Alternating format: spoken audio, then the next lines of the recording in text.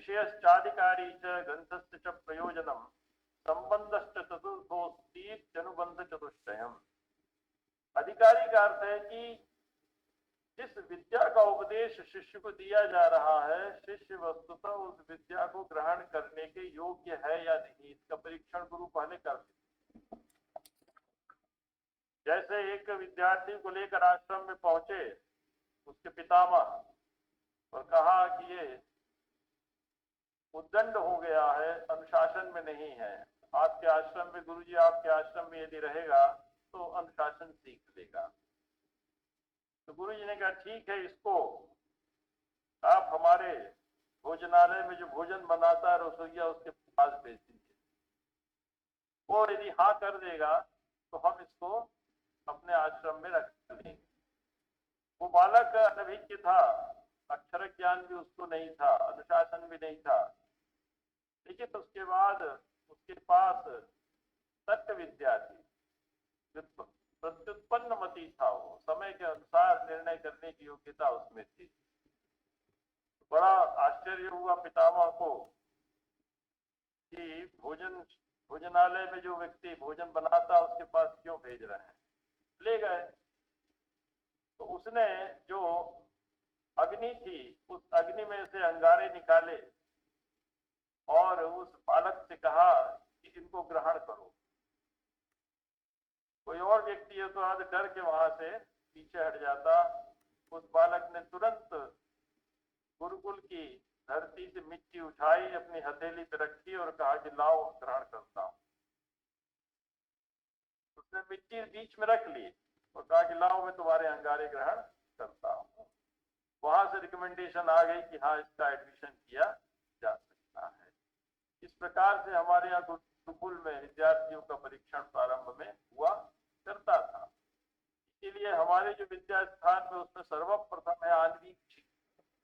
आन्वीक्षिकी का अर्थ है यदि आपके पास संसार को समझने की ताकत है, लोगों को पहचानने की ताकत है, उसके अनुसार व्यवहार करने की योग्यता है तो आपका जीवन सफल रहेगा। तो अधिकारी किसको कहा जाता है? जो योग विद्या से अपना कल्याण चाहने का जिज्ञासु, वह अधिकारी है। इसमें देश, भाषा, जाति, संप्रदाय आदि का प्रतिबंध नहीं होता। यह ऐसी विद्या है, अष्टादश विद्या स्थान ऐसी विद्या है जिसमें देश, भाषा, जाति, संप्रदाय आदि का प्रतिबंध नहीं होता। इसीलिए श्रीमद् भगवद गीता में कहा गया है कि योग विद्या का उपदेश करने के पहले भगवान ने भी योगी से कुछ अपेक्षाएं रखी। युक्ताहार विहार ज्येष्ठस्य कर्मसु युक्त स्वप्नावबोधस्य योगो भवति दुःखः।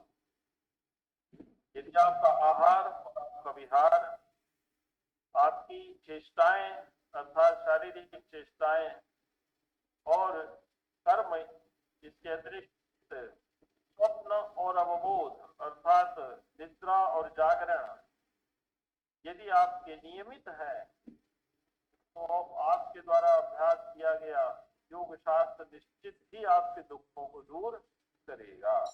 तो आपसे भी कुछ अपेक्षाएं योग शास्त्र करता है जिसको हम लाना चाहिए। ये होता है अधिकारी। दूसरा है विषय। विषय है अष्टांग योग के माध्यम से चित्त की वृत्तियों का निरोध कर साधक के अंतःकरण और शरीरेंद्रियों को सुखमय प्रतीति कराना, ये योग का उद्देश्य। अष्टांग योग, उसका उद्देश्य चित्त की वृत्तियों का निरोध करना और उसके अंतःकरण और शरीरेंद्रिय अर्थात बाह्य और आभ्यंतर उभय विध सुखमय प्रतीति कराना उद्देश्य है। और इससे वो सफल और सुखमय जीवन व्यतीत करने के उपायों से भी परिचित हो सकता है। संबंध क्या है? तो योग विद्या हम जैसा जानते हैं कि योगेन चित्तस्य पदेन वाचाम, पतंजलि महर्षि को हम इसका प्रवर्तक मानते हैं, लेकिन वस्तुतः योग विद्या अष्टादश विद्या स्थानों में उपनिषद के अंतर्गत आती है। उपनिषद में योग विद्या के सभी सूत्र उपस्थित पाए जाते हैं, जिन्हें व्यवस्थित रूप से महर्षि पतंजलि ने एक शास्त्र के रूप में हमें आज से लगभग 2100-2200 वर्ष पूर्व हमें प्रदान किया। तो उपनिषद और पातंजलि योग सूत्र योग विद्या का प्रतिपाद्य प्रतिपादक भाव संबंध है। अर्थात प्रतिपादक ग्रंथ है पातंजल योग सूत्र और उसके पूर्ववर्ती उपनिषद, और योग विद्या है प्रतिपाद्य।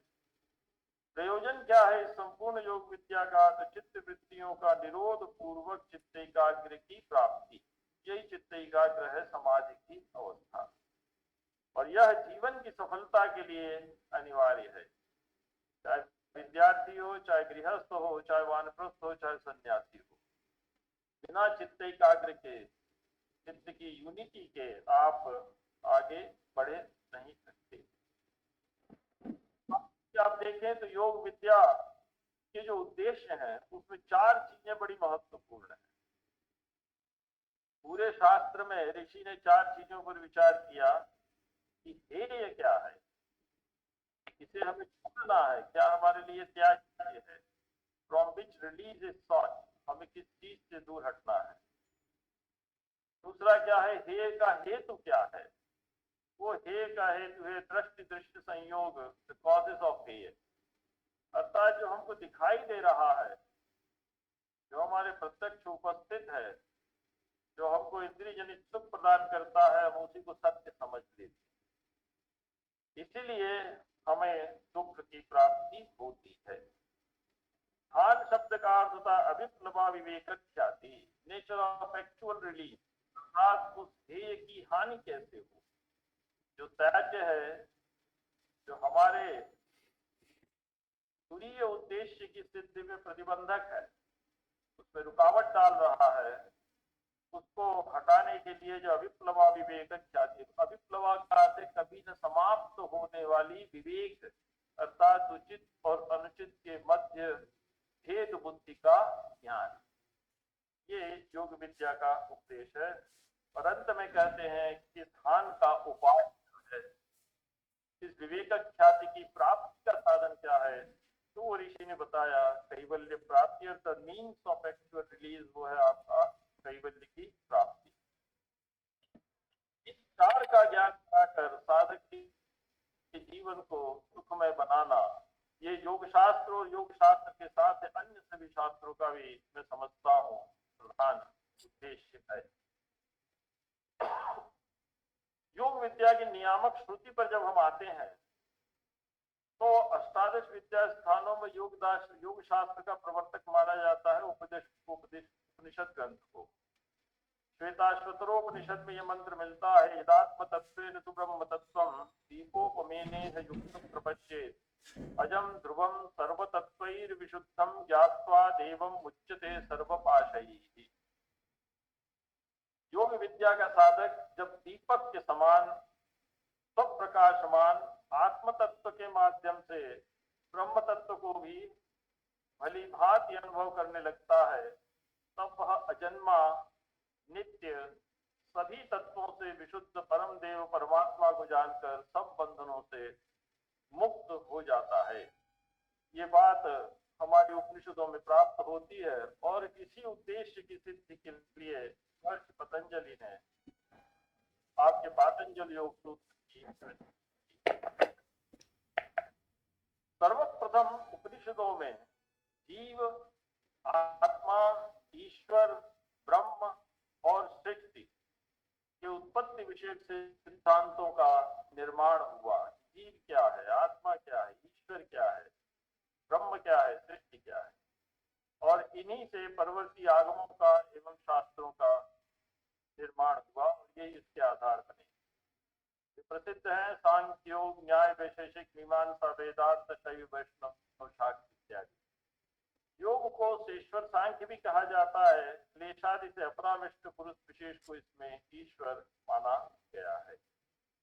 इन आगमों में मनुष्य की आंतरिक संरचना और उसके जीवन के परम उद्देश्य, विविध तापों से मुक्ति और प्राप्ति के विविध मार्गों पर विचार किया गया है।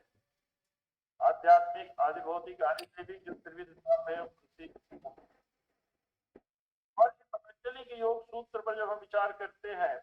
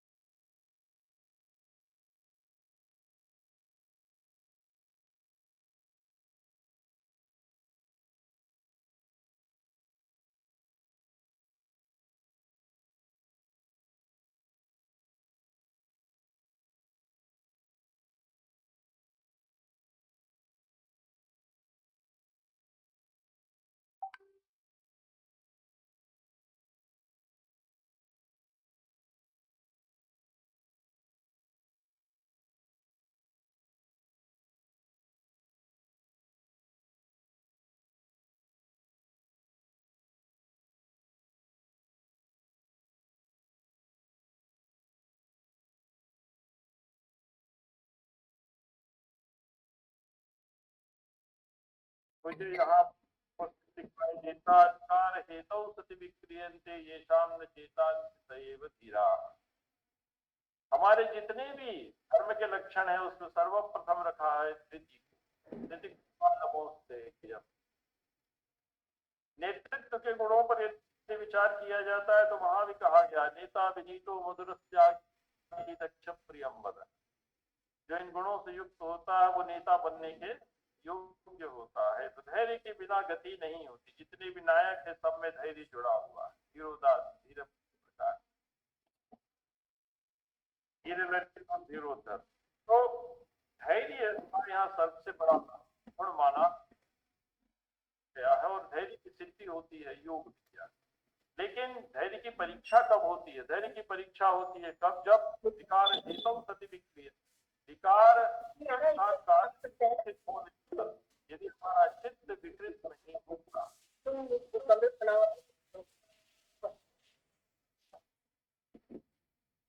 का कारण उपस्थित होने पर यदि हमारा चित्त विकृत नहीं होता है तो वस्तुतः हम धीर कहलाते हैं। और यदि हम विकृत हो जाते हैं, विकार के प्रभाव में बह जाते हैं, तो फिर वहां हम धीर नहीं कहलाएंगे। इस प्रकार से बहुत सी बातें हैं, लेकिन इन सब के साथ जुड़ा हुआ है व्यक्ति का कर्म विपाक। और वो कर्म विपाक भी अर्थात उसके द्वारा किए गए कर्मों का परिणाम वो भी उसके साथ जुड़ा रहता है। परंतु ईश्वर ने कर्म विपाक के साथ व्यक्ति को व्यक्ति स्वातंत्र भी प्रदान किया। उसने आपको स्वतंत्र बनाया, इंद्रियां प्रदान की, एक स्वस्थ शरीर प्रदान किया, जिससे कि आप अपने उस कर्म विपाक के कुछ परिणामों को कम कर सके। और यही बात हमारे यहाँ धर्म के लक्षण में प्राप्त होती है, जो कि सार्वभौमिक धर्म का लक्षण है कि दो धर्म, अर्थात अभ्युदय के माध्यम से निश्चय की सिद्धि। अभ्युदय का अर्थ क्या है? सांसारिक जो सुखों भोग के साधन है उनका अर्थ है। भारतीय परंपरा में कभी भी सीधे संन्यास का उपदेश नहीं किया गया कि आप सीधे संन्यास प्राप्त करें। प्रवृत्ति मूलक निवृत्ति ही हमारा उद्देश्य रहा है। पहले प्रवृत्ति और उस प्रवृत्ति के उपरांत आप निवृत्ति की ओर अग्रसर हो। और अभ्युदय की सिद्धि के लिए अपेक्षित है शरीर माध्यम सब धर्म साधन। शरीर की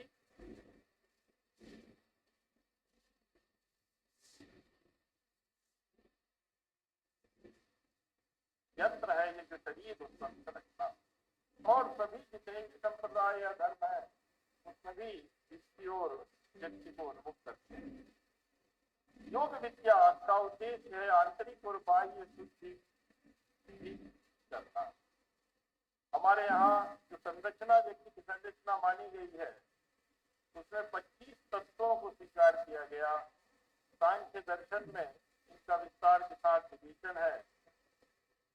प्रकृति सर्व पुरुष अर्थात चैतन्य आत्म तत्व, उसके बाद है प्रकृति, ये जड़ है परंतु चैतन्य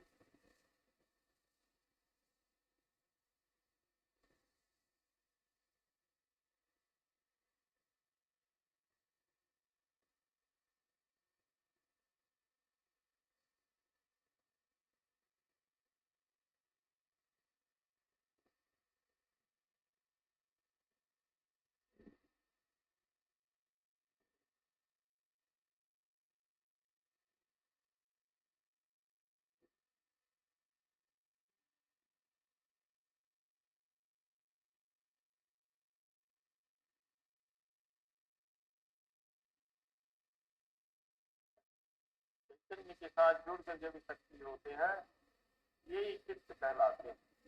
इसके बाद आती है पंच कर्मेंद्रियां, पंच ज्ञानेन्द्रियां, पंच तन्मात्र और पंच महाभूत। ये सब हमारे शरीर में प्रतिष्ठित है।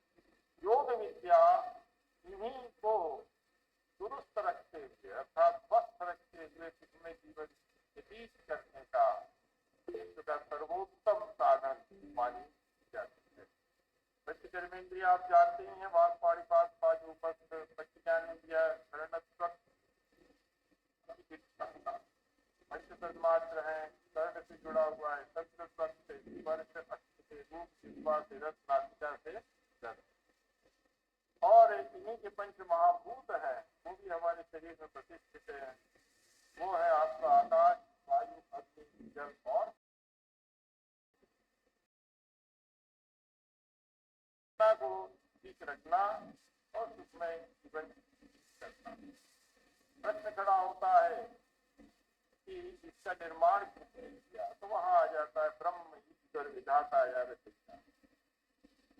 लेकिन उसने सृष्टि के जितने भी मनुष्य हैं, उन मनुष्यों को ये तंत्र प्रदान किए, उनको जीव से जोड़कर, चैतन्य से जोड़कर इन साधनों को प्रदान किया सुखमय जीवन व्यतीत करने के।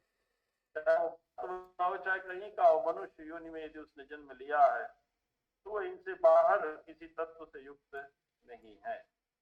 लेकिन भेद किस आधार पर होता है, तो भेद होता है परिवेश के आधार पर, संस्कारों के आधार पर, उनके स्वरूप में हम, उनकी परिस्थितियों में हम भेद पाते हैं। परंतु उनका जो आंतरिक संरचना है, जो उपादान है, वो उपादान भिन्न नहीं है। ऐसी स्थिति में योग विद्या किसी व्यक्ति विशेष, किसी समाज विशेष, जाति विशेष, स्थान विशेष, देश विशेष के लिए नहीं है, अभी तो संपूर्ण मानवता के लिए हितकर है। योग शब्द पर कल बहुत विचार किया था आचार्य प्रोफेसर कृष्णकांत शर्मा जी ने, लेकिन 5 दृष्टियों से और विचार किया जाता है। उसमें युजिर योगी धातु से प्रत्यय करने पर योग शब्द बनता है। इसका अर्थ है जोड़ना, मिलाना, मिलाप, संगम या मिश्रण। अभी जिन 25 तत्वों की मैंने बात की आपसे, इनकी इंटीग्रिटी या इनका एक तालता से एक ही उद्देश्य की ओर अग्रसर होना, ये वस्तुतः इनके स्वास्थ्य का लक्षण है। यदि ये अपने अपने रास्ते चले, भागे इधर से उधर, तो मनुष्य की इंटीग्रिटी समाप्त हो जाती है, उसकी एक तालता समाप्त हो जाती है और वो बिखर जाता है। ये जो बिखराव है, इंद्रियों का बिखराव है या मन का बिखराव है, बुद्धि का बिखराव है, उस बिखराव को रोकना और उसको एक निश्चित लक्ष्य की ओर अग्रसर करते हुए जीवन को सफल बनाना, इसी को योग कहते हैं। तो जोड़ना, मिलाना, मिलाप, संगम या मिश्रण। ऊपर आगाते शशिन संमुखता,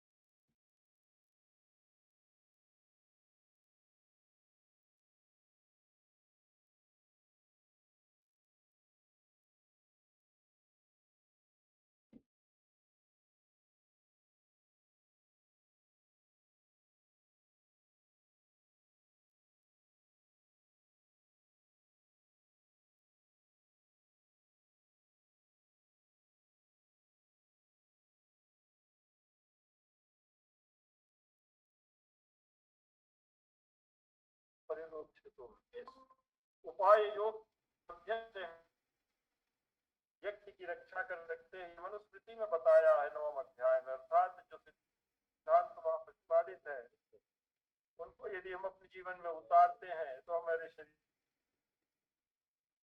की रक्षा होती है। योग शब्द का अर्थ है पद्धति, रीति और साथ। योग बुद्ध, जब हम कोई बात कहते हैं तो उसके माध्यम से आपके अंदर बैठा हुआ जो सामर्थ्य है वो प्रकाशित होता है।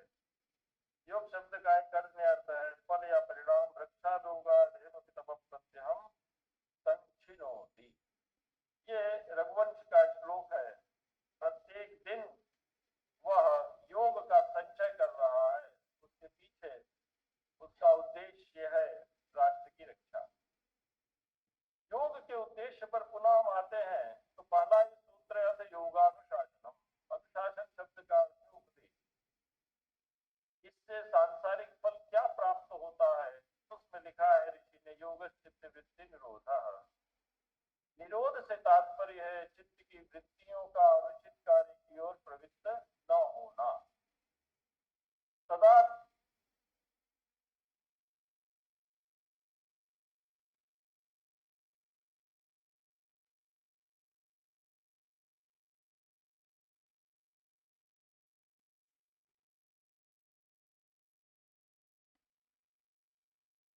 जो उसका वास्तविक स्वरूप है, सत्य चित आनंद अनंत अद्वय, उसमें अवस्थित होकर वह एक सुखमय जीवन व्यतीत कर सकता है।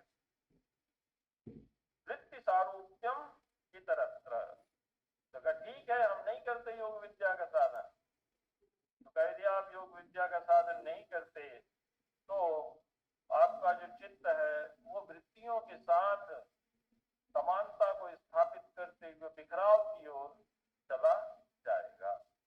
तो वृत्ति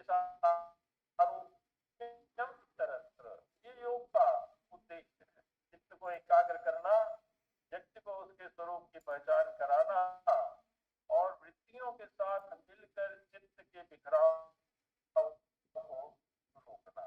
कल आचार्य कृष्णकांत शर्मा जी ने विचार किया था चित्त की वृत्तियों पर, प्रमाण, विपर्य, विकल्प, निद्रा और स्मृति, ये चार चित्त की वृत्तियां। वृत्ति शब्द का अर्थ है यहाँ पर चित्त का व्यापार, चित्त का गतिशील होना।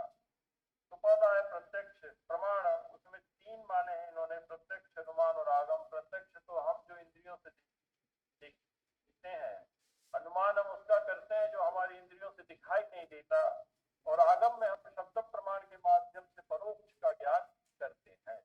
जैसे यहाँ बैठे बैठे हमने कह दिया भारतवर्ष की उत्तर दिशा में हिमालय है, हिमालय दिखेगा तो नहीं आपको, लेकिन हिमालय का एक स्वरूप शब्द के माध्यम से आपके मस्तिष्क में बन जाएगा।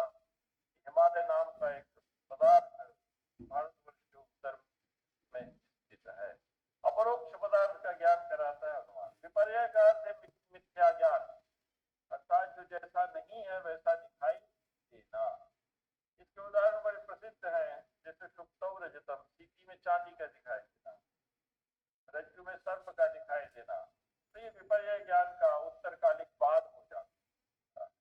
जब सत्य का ज्ञान हो, प्रकाश का संसर्ग आने पर आप समझ जाते हैं कि ये सांप नहीं है, क्या है, सत्य। तीसरा है विकल्प। विकल्प में शब्द ज्ञान के आधार पर अविद्यमान पदार्थ की अन्यथा प्रतीति। विकल्प ज्ञान कविता में दिखाई देता है, जो काव्य का जगत है, कवियों का जो जगत, कवि क्या करता है शब्द के माध्यम से। हम भगवान राम को क्यों जानते हैं? क्योंकि भगवान राम को महर्षि वाल्मीकि ने रामायण नामक महाकाव्य, तो वो विकल्प है। विकल्प शब्द का अर्थ होता है ज्ञान। विकल्प योनयः शब्दाः विकल्पात् शब्द योनयः तयोरन्योन्य संबंधानार्थं शब्दात् स्पृशन्त्यपि। जैसे आपने कहा गौ शब्द, गौ का अर्थ होता है गाय, चिपक नहीं जाता। गाय रूपी पदार्थ किससे जाके जुड़ता है? गाय का जो संस्कार, जो ज्ञान आपके मस्तिष्क में बैठा हुआ है, उससे जाकर जुड़ता है और आपकी आत्मा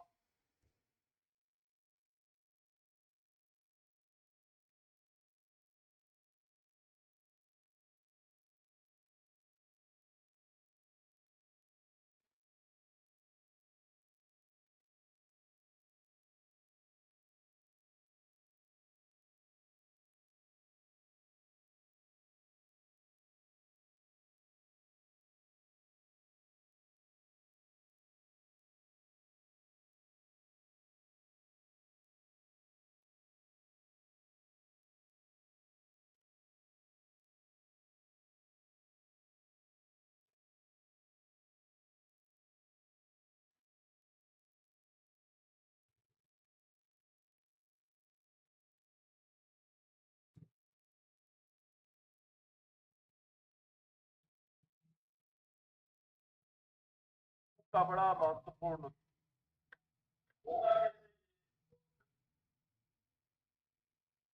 अभ्यास और दूसरा वैराग्य।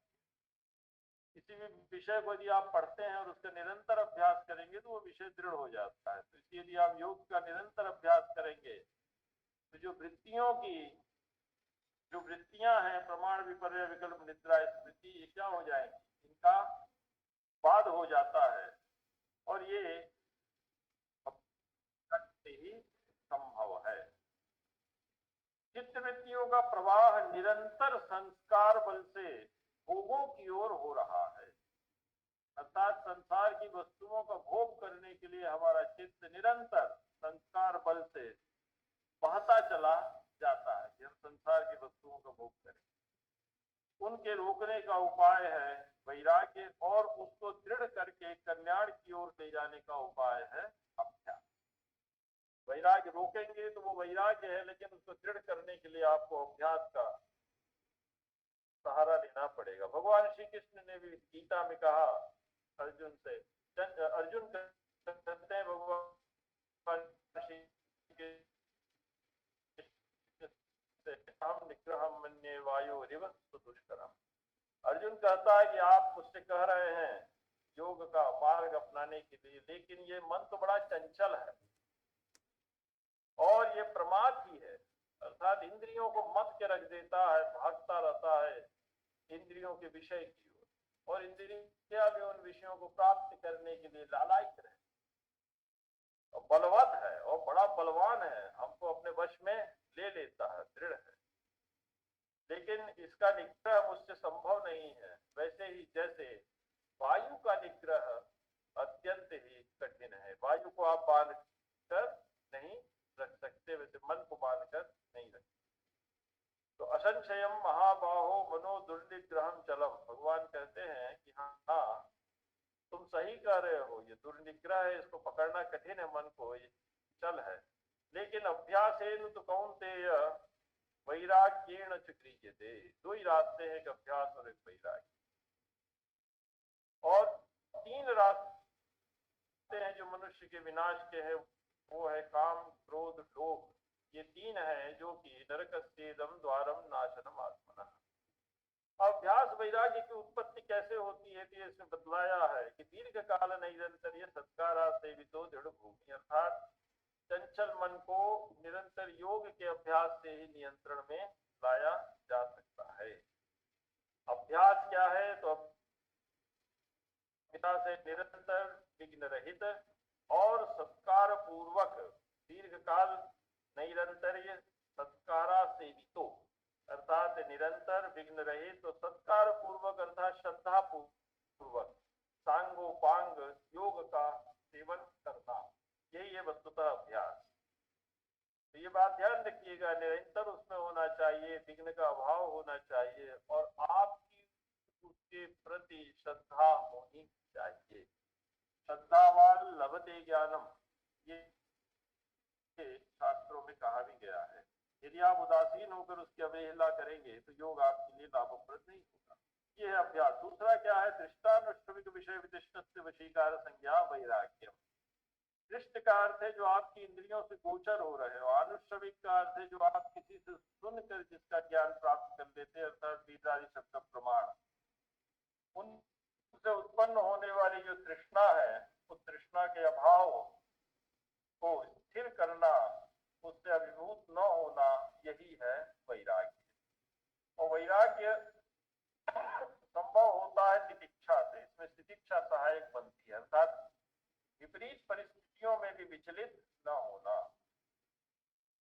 इसके बाद महर्षि कहते हैं कि तत्परम पुरुष ज्ञातेर गुण वैशिष्ट्यम, पुरुष स्वरूप के ज्ञान से प्रकृति के तीन गुणों सत्व रजस और तमस के प्रति आकर्षण का जो भाव है, वह अभ्यास और वैराग्य से उत्पन्न होता है, और इसी को विभूति पाद में कहा है कि इससे चित्त की एकाग्रता उत्पन्न होती है। योग का एक और बड़ा प्रसिद्ध उद्देश्य है, वो है ईश्वर परिध्यान से अंतरायों का विनाश। अंतराय क्या है, तो वो बताए हैं इन्होंने, 9 अंतराय हैं। पहला है व्याधि, दूसरा है ध्यान, तीसरा है संशय, चौथा प्रमाद, पांचवा आलस्य, अविरति, शांति, अलब्ध भूमिकत्व और अनवस्थितत्व। ये 9 ऐसी विघ्न है जो कि हमारे एकाग्रता को नष्ट करते हैं। तो नाश करना, व्याधि और आदि में अंतर आप लोग समझते ही होंगे। व्याधि का अर्थ है शरीर का रुग्ण होना, और आदि का अर्थ है मन का रुग्ण होना। मन का बीमार पड़ना कहलाता है आदि, मानसिक बीमारी। तो व्याधि का अर्थ है शरीर इंद्रिय समुदाय और चित्त में किसी प्रकार की व्याधि का न उत्पन्न होना। ज्ञान का अर्थ होता है अकर्मण्यता, अर्थात चित्त आपका स्तमित हो गया, स्थिर हो गया और आप एक अकर्मण्यता की स्थिति को प्राप्त हो। तीसरा है संशय, अर्थात विरुद्ध जो उभय कोटिक धर्म है उनका ज्ञान करना। यदि आपके चित्त में उत्पन्न होता है तो किसी एक पक्ष में निर्णय करके संदेह का निवारण करना। प्रमाद अर्थात योग सिद्धि के साधनों के प्रति उपेक्षा का भाव, समय पर कार्य न करना, समय पर अभ्यास न करना, समय पर निद्रा का परित्याग करके जागरण न करना, ये सब प्रमाद के अंतर्गत आते हैं। आलस्य क्या है? शरीर और मन के प्रति क्रियाशील न होना, तमोगुण के आधिक्य, शरीर में भारीपन आ जाना, ये आलस्य है। अविरति शब्द का अर्थ है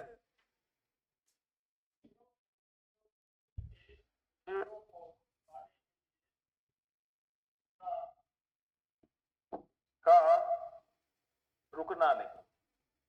अर्थात आंख चाहती है कि सुंदर चीज देखें तो देखते ही जा रहे हैं, सुंदर से सुंदर चीज।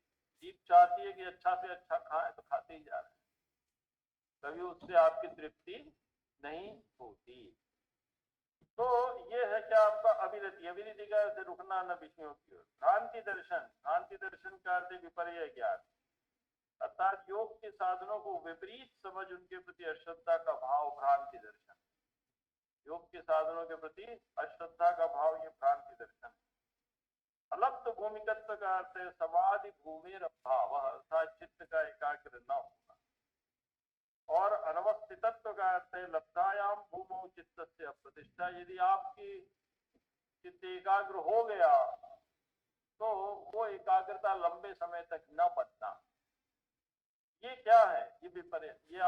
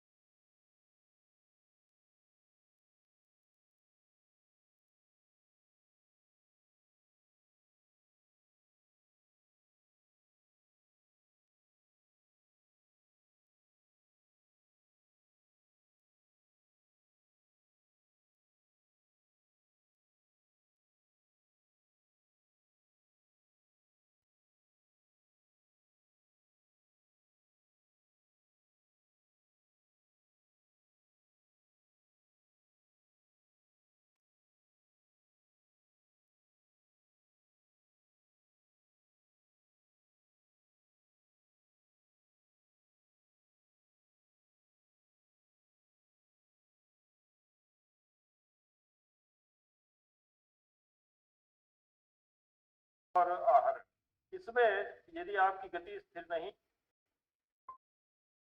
तो आप योग विद्या या योग साधना से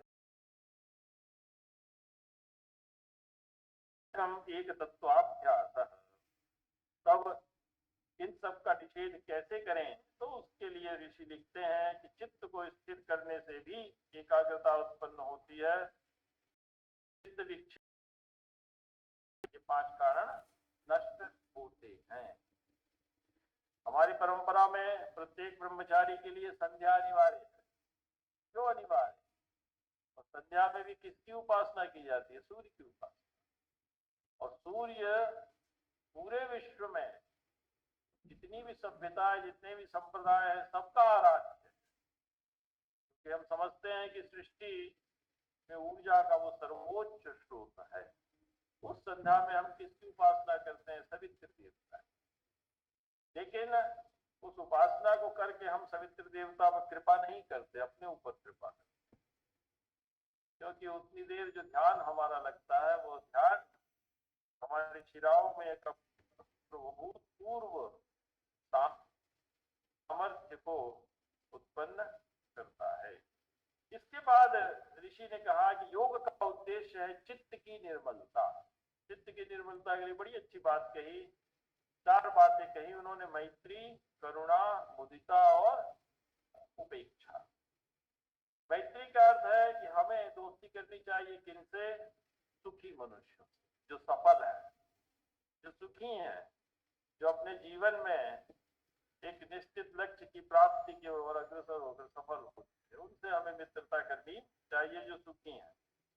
करुणा से तात्पर्य है हमें दुखी मनुष्यों के प्रति दयालुता या दयालुता का भाव रखना चाहिए, इसी को करुणा कहते हैं। दुखी से आपने मित्रता कर ली, इसका अर्थ ये नहीं कि आप दुखी की उपेक्षा करते हैं। दुखी के प्रति दयालुता का भाव रखना। मुदिता कैसे उत्पन्न होती है? वह है पुण्यात्मा पुरुषों के संपर्क से प्रसन्नता की भावना। पुण्यात्मा तो पापात्मा कौन है, ये तो आप पर निर्भर करता है कि आप उसको पहचाने। तो पुण्यात्मा पुरुषों के संपर्क से प्रसन्नता की भावना को दृढ़ करना अपने चित्त में।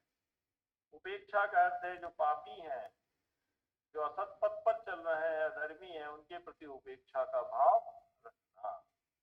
इससे क्या होता है? इससे चित्त निर्मल होता है। इसका उपदेश हमारे यहाँ ऋषि ने दिया। ये भी योग का एक बहुत बड़ा उद्देश्य। इसके बाद हम आ जाते हैं अष्टांग योग पर। समय कम है जी। तो अष्टांग योग को आप सब जानते हैं। वो है यम, नियम, आसन, प्राणायाम और प्रत्याहार। ये बहिरंग है, ये आपके बहिरंग है। और इसके बाद आता है धारणा, ध्यान और समाधि।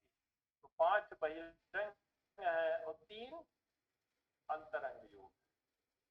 तो इनका हम अभ्यास करते हैं और इन अभ्यास के माध्यम से हम चित्त की एकाग्रता को प्राप्त करते हैं। इसके बाद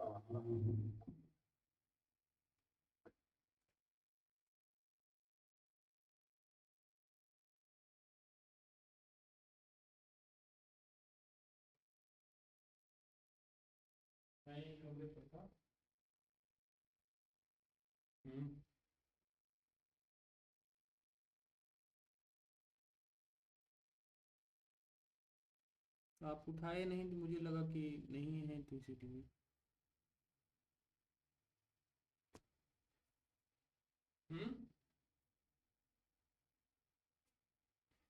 अच्छा, वही कार्यशाला थी तो मुझे हो गया।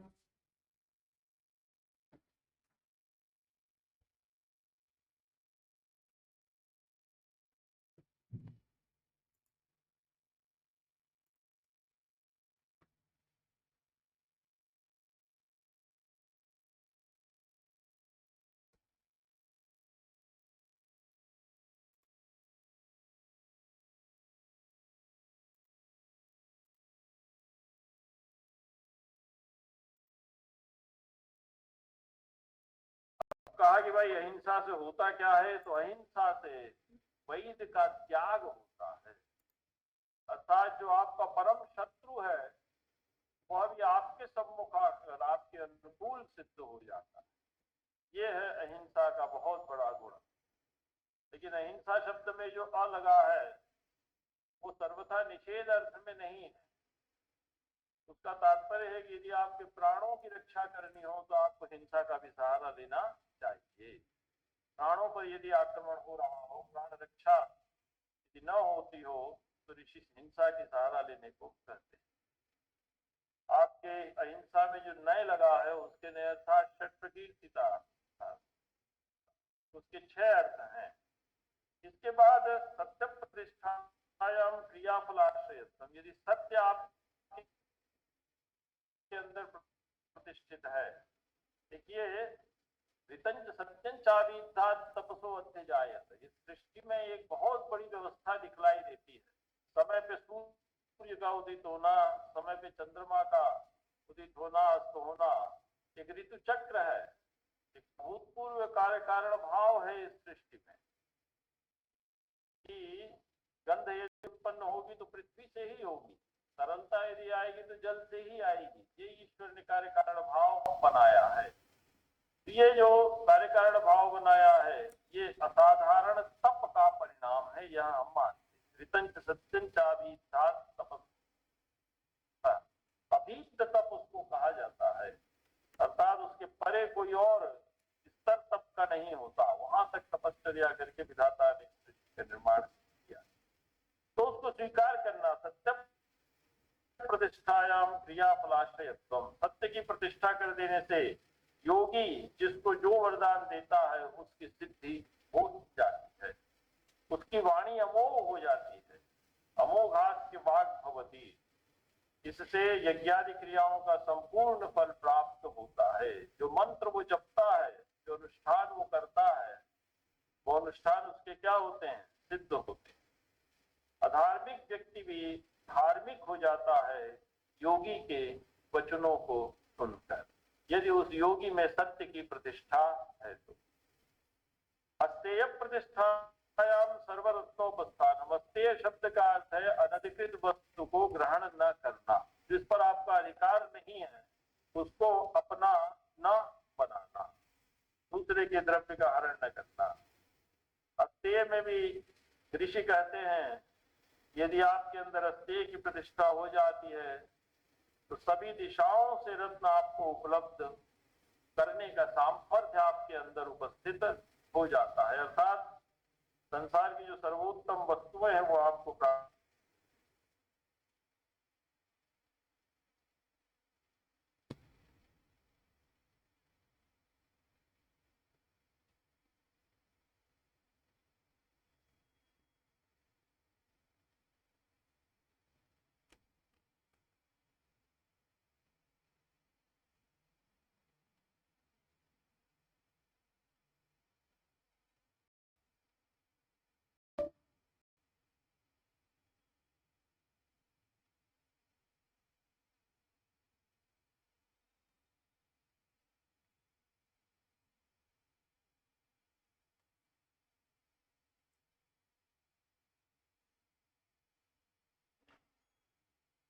सामर्थ्य की उत्पत्ति हो जाती है।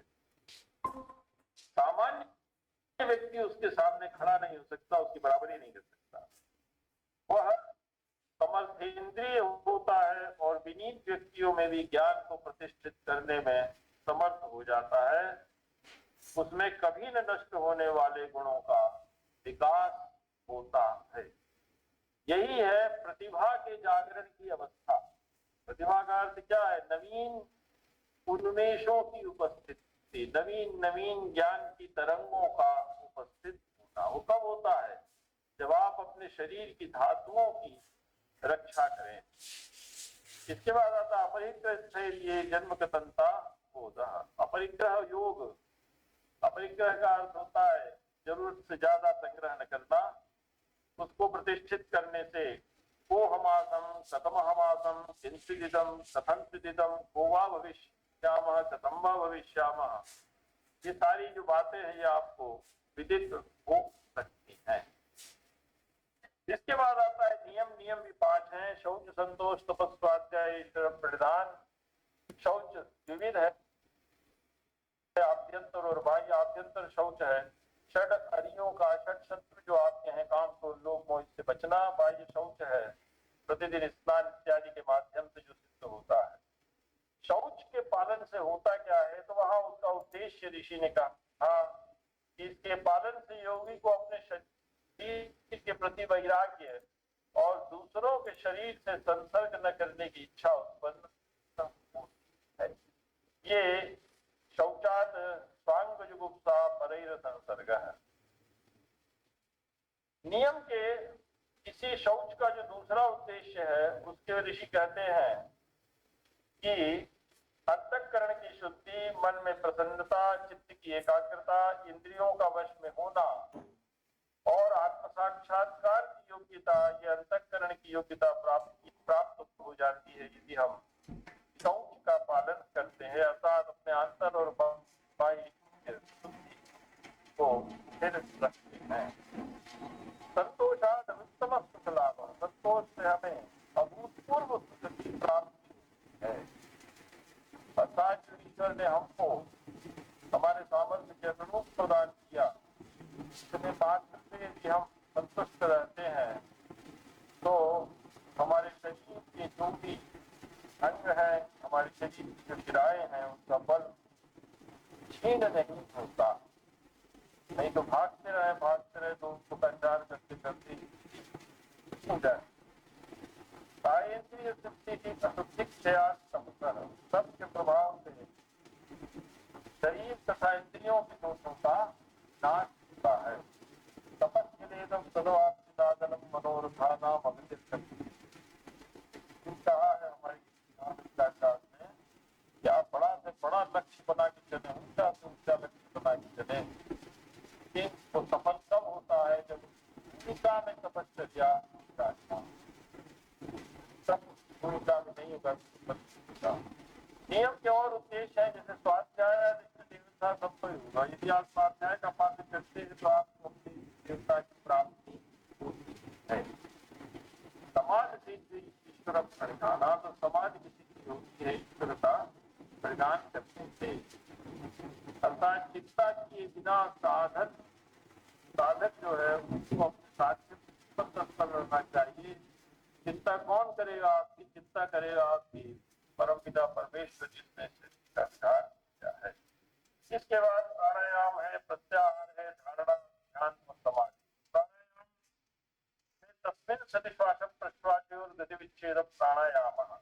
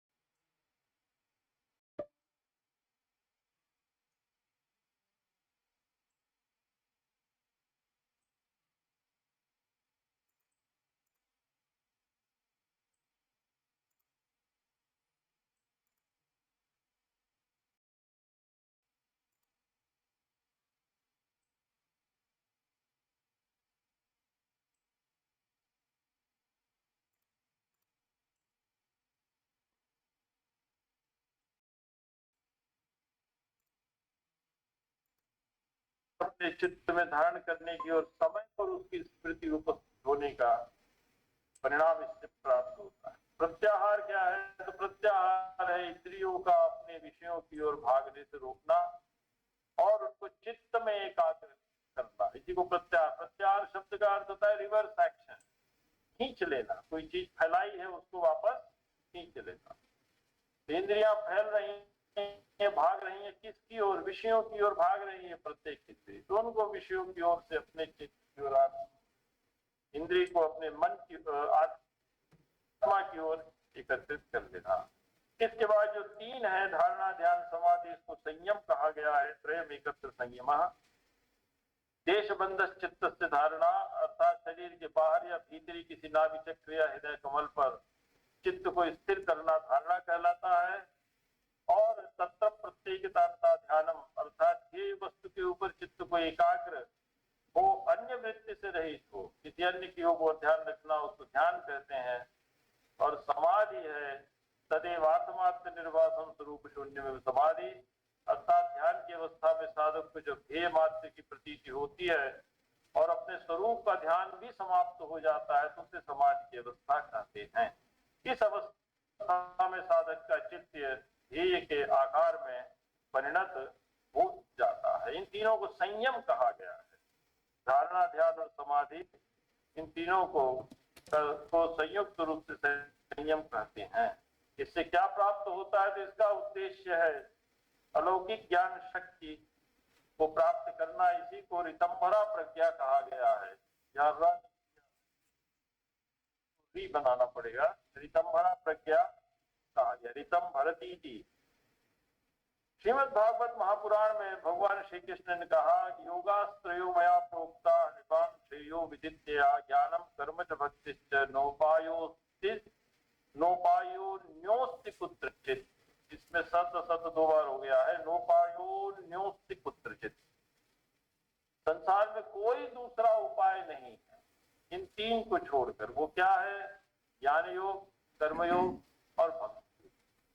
इन तीन के सिवा कोई दूसरा उपाय नहीं है जिससे कि आपका चित्त एकाग्र हो और जितने भी अध्याय हैं आप देखिए, श्रीमद् भगवत गीता के सबके अंत में योग शब्द जुड़ा हुआ है। जितने भी अध्याय, अर्जुन विषाद योग से लेकर मोक्ष संयोग योग या मोक्ष योग नाम जो अंतिम अध्याय है, सबके अंत में भगवान ने योग शब्द को जोड़ा है। लेकिन इसमें सांख्य का अर्थ ज्ञान योग, कर्म योग, और 12वां अध्याय आपका है भक्ति योग। बीच में आपका विभूति योग है 10वां अध्याय, जिसमें संसार की सारी विभूतियां, जितने भी ऐश्वर्य हैं, वो भगवान का प्रतिनिधि है। योग समाधि के विषय में एक श्लोक में प्रस्तुत करूंगा, एक अंश केवल रघुवंश का, वो है तमसः परमापदुपजेयं पुरुषं योग समाधिना प्रभु। रघु ने जो अपने शरीर का परित्याग किया, तो तमसः परम, तमसः का अर्थ अंधकार, अज्ञान, अविद्या, उससे परे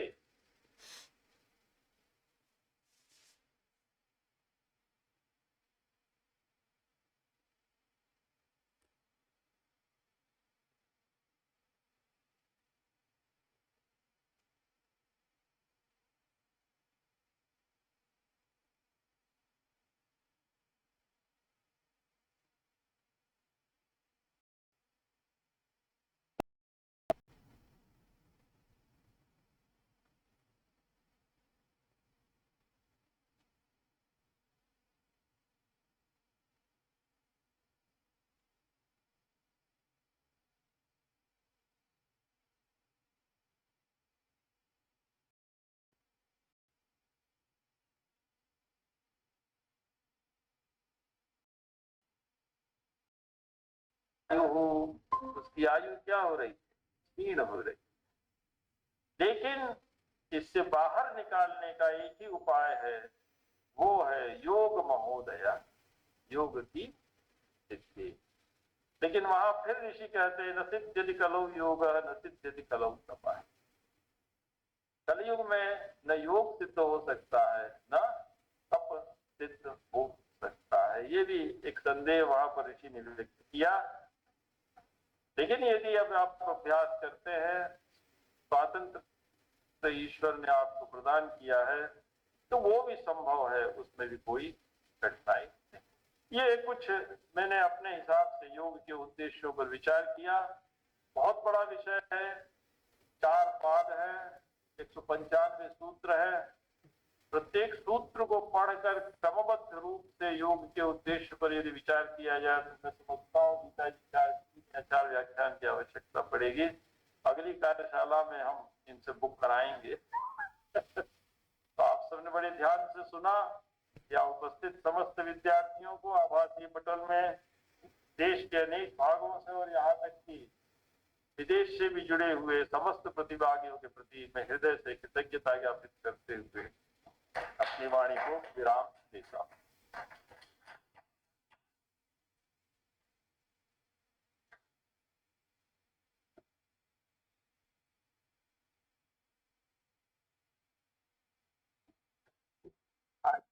इस व्याख्यान श्रृंखला में बहुत ही सारगर्भित और बहुत ही ज्ञानवर्धक और उदाहरण के माध्यम से आचार्य जी ने हम लोग के समक्ष व्याख्यान को रखा। और मैं समझता हूँ कि योग के बारे में जितना अच्छे तरीके से हम लोग को सर ने, गुरु जी ने समझाया, ये बहुत ही आजीवन हम लोग के लिए जीवन में काम आएगा। इसके लिए मैं सर को बहुत बहुत धन्यवाद देता हूँ, धन्यवाद ज्ञापित करता हूँ।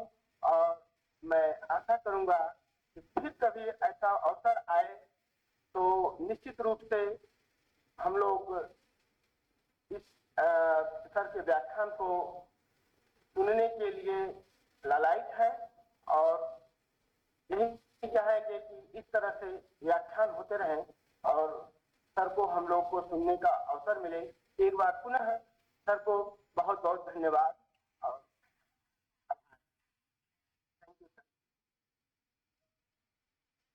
हाँ, कोई अगर आपकी जिज्ञासा हो तो आप सभी प्रतिभागी में, चाहे वो आभासी पटल पर जुड़े हुए हो या यहाँ पे जो उपस्थित है, आप सभी का जिज्ञासा के लिए सर जो है कि उपलब्ध है, आप अपने जिज्ञासाओं को रख सकते हैं।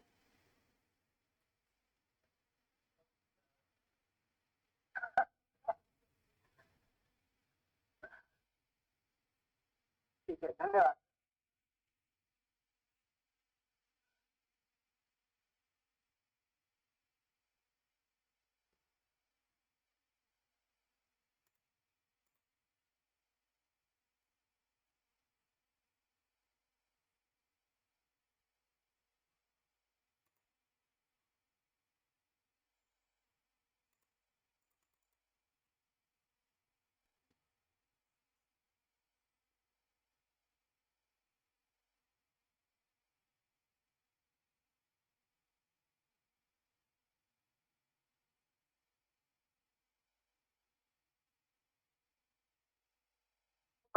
प्रायोगिक सत्र को प्रारंभ करने जा रहे हैं और इस सत्र में जो प्रशिक्षण देने का कार्य करेंगे, हमारे बीच में आचार्य वागीश जी जो उपस्थित हैं, उनका इस कार्यशाला में बहुत बहुत स्वागत और अभिनंदन है। और मैं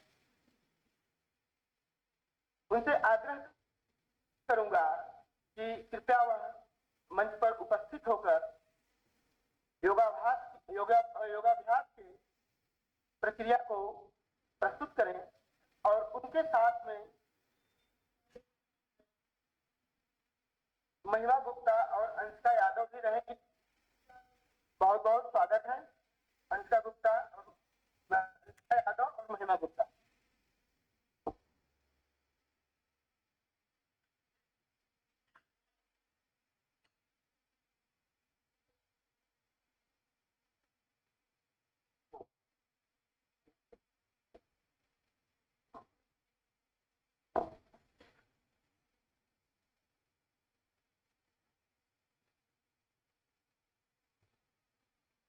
योगेन चित्तस्य पदेन वाचा मलं शरीरस्य च वैद्यकेन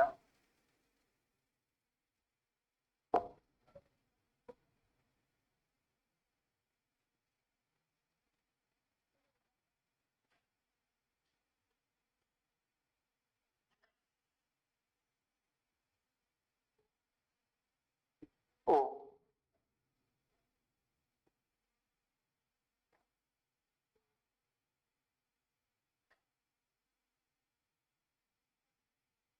ओ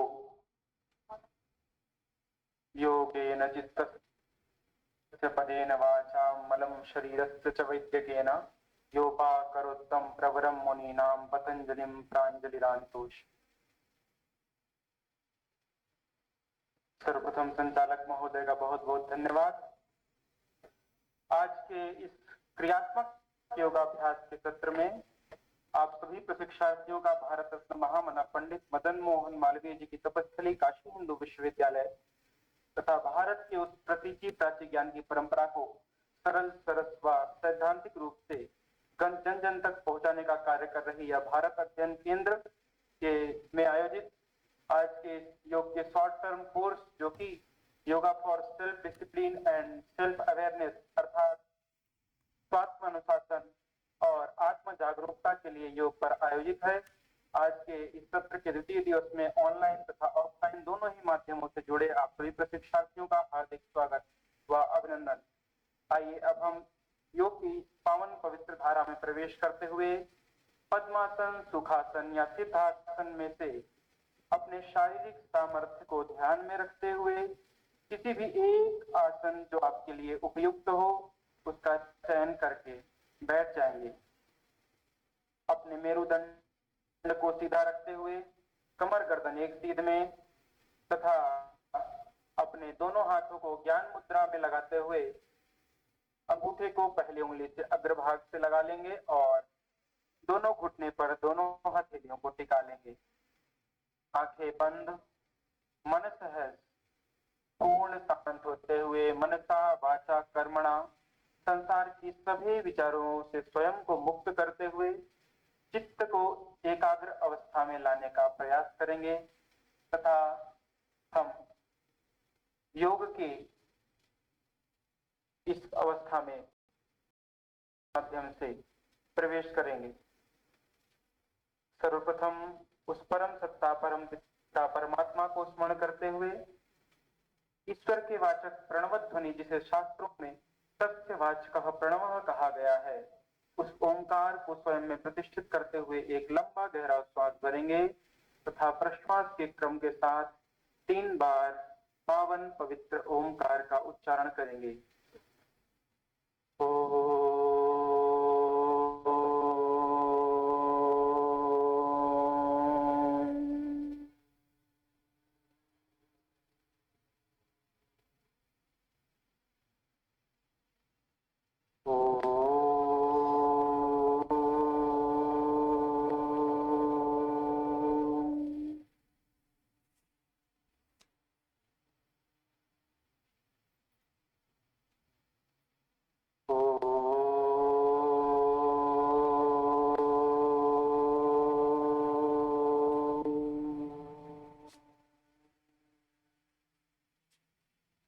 आंखों को बंद ही रखते हुए मेरे द्वारा दिए गए निर्देशों का पालन करेंगे। अब अपने दोनों हाथों को जोड़ते हुए हृदय के मध्य भाग में स्थिर करेंगे, प्रणाम की स्थिति में आ जाएंगे तथा प्रार्थना को मेरे साथ दोहराएंगे।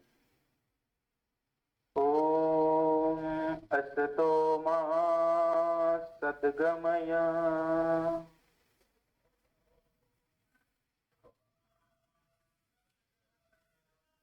तमसो मा ज्योतिर्गमय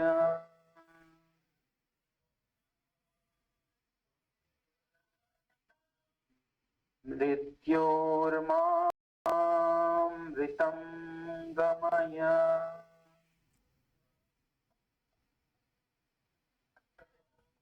ओम सहना भवतु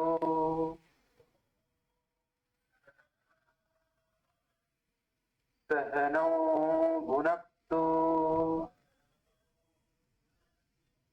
सह वीर्यं करवावहै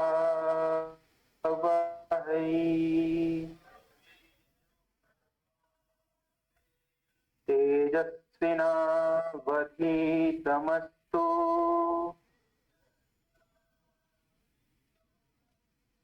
मा विद्विषावहै।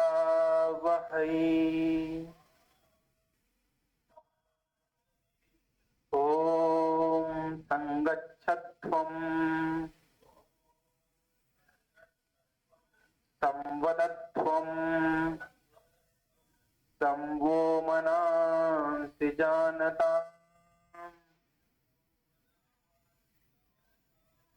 देवा भागं यथा पूर्वे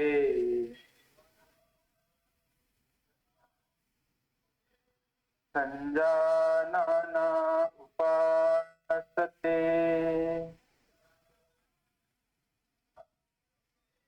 ओम शांति शांति शांति।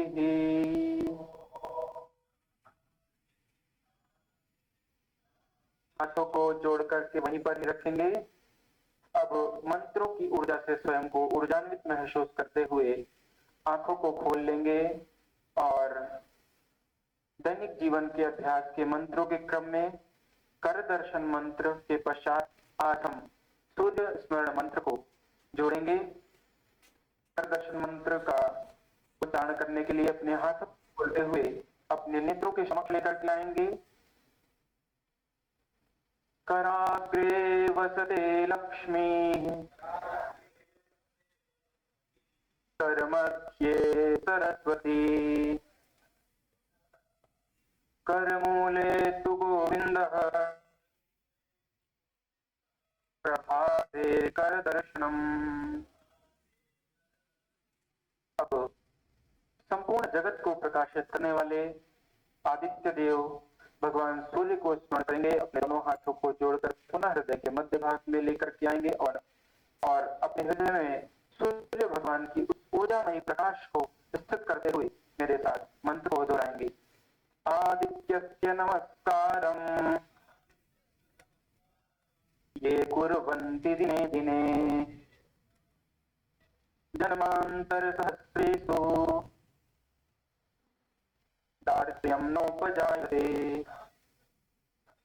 अर्थात संपूर्ण जगत के जीवन को अपने प्रकाश के आलोक से प्रकाशित करने वाले आदित्य देव भगवान सूर्य को जो लोग प्रतिदिन प्रातः काल उठकर नमस्कार करते हैं, उनके जीवन से हजारों जन्मों तक दुख, दारिद्रता और दीनता का नाश हो जाता है।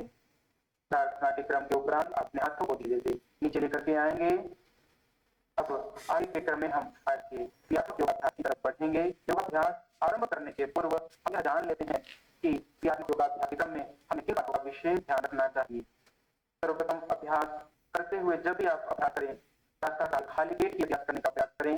अगर प्रातः काल संभव नहीं हो पाए तो शाम का अभ्यास भोजन करने के उपरांत कम से कम 3 से 4 घंटे का अंतराल लेकर के ही करें। योगाभ्यास के समय आपके वस्त्र सुविधाजनक रहें, ढीले रहें तथा कंफर्टेबल हो, और जहां भी आप अभ्यास कर रहे हैं वातावरण स्वच्छ हो, खुला हो, जहां हवा आसानी से आ जा सके। योगाभ्यास करने के तुरंत बाद आपको स्नान या भोजन नहीं करना है। कम से कम आधे से 1 घंटे का अंतराल लेकर के स्नान और भोजन का अभ्यास भोजन करें। तो आइए आज की कक्षा में हम स्टैंडिंग पोस्चर अर्थात खड़े होकर किए जाने वाले आसनों का अभ्यास करेंगे, जिसमें सबसे पहला और प्रभावकारी आसन होगा ताड़ासन। उसके पश्चात एकाग्रता के लिए वृक्षासन करें।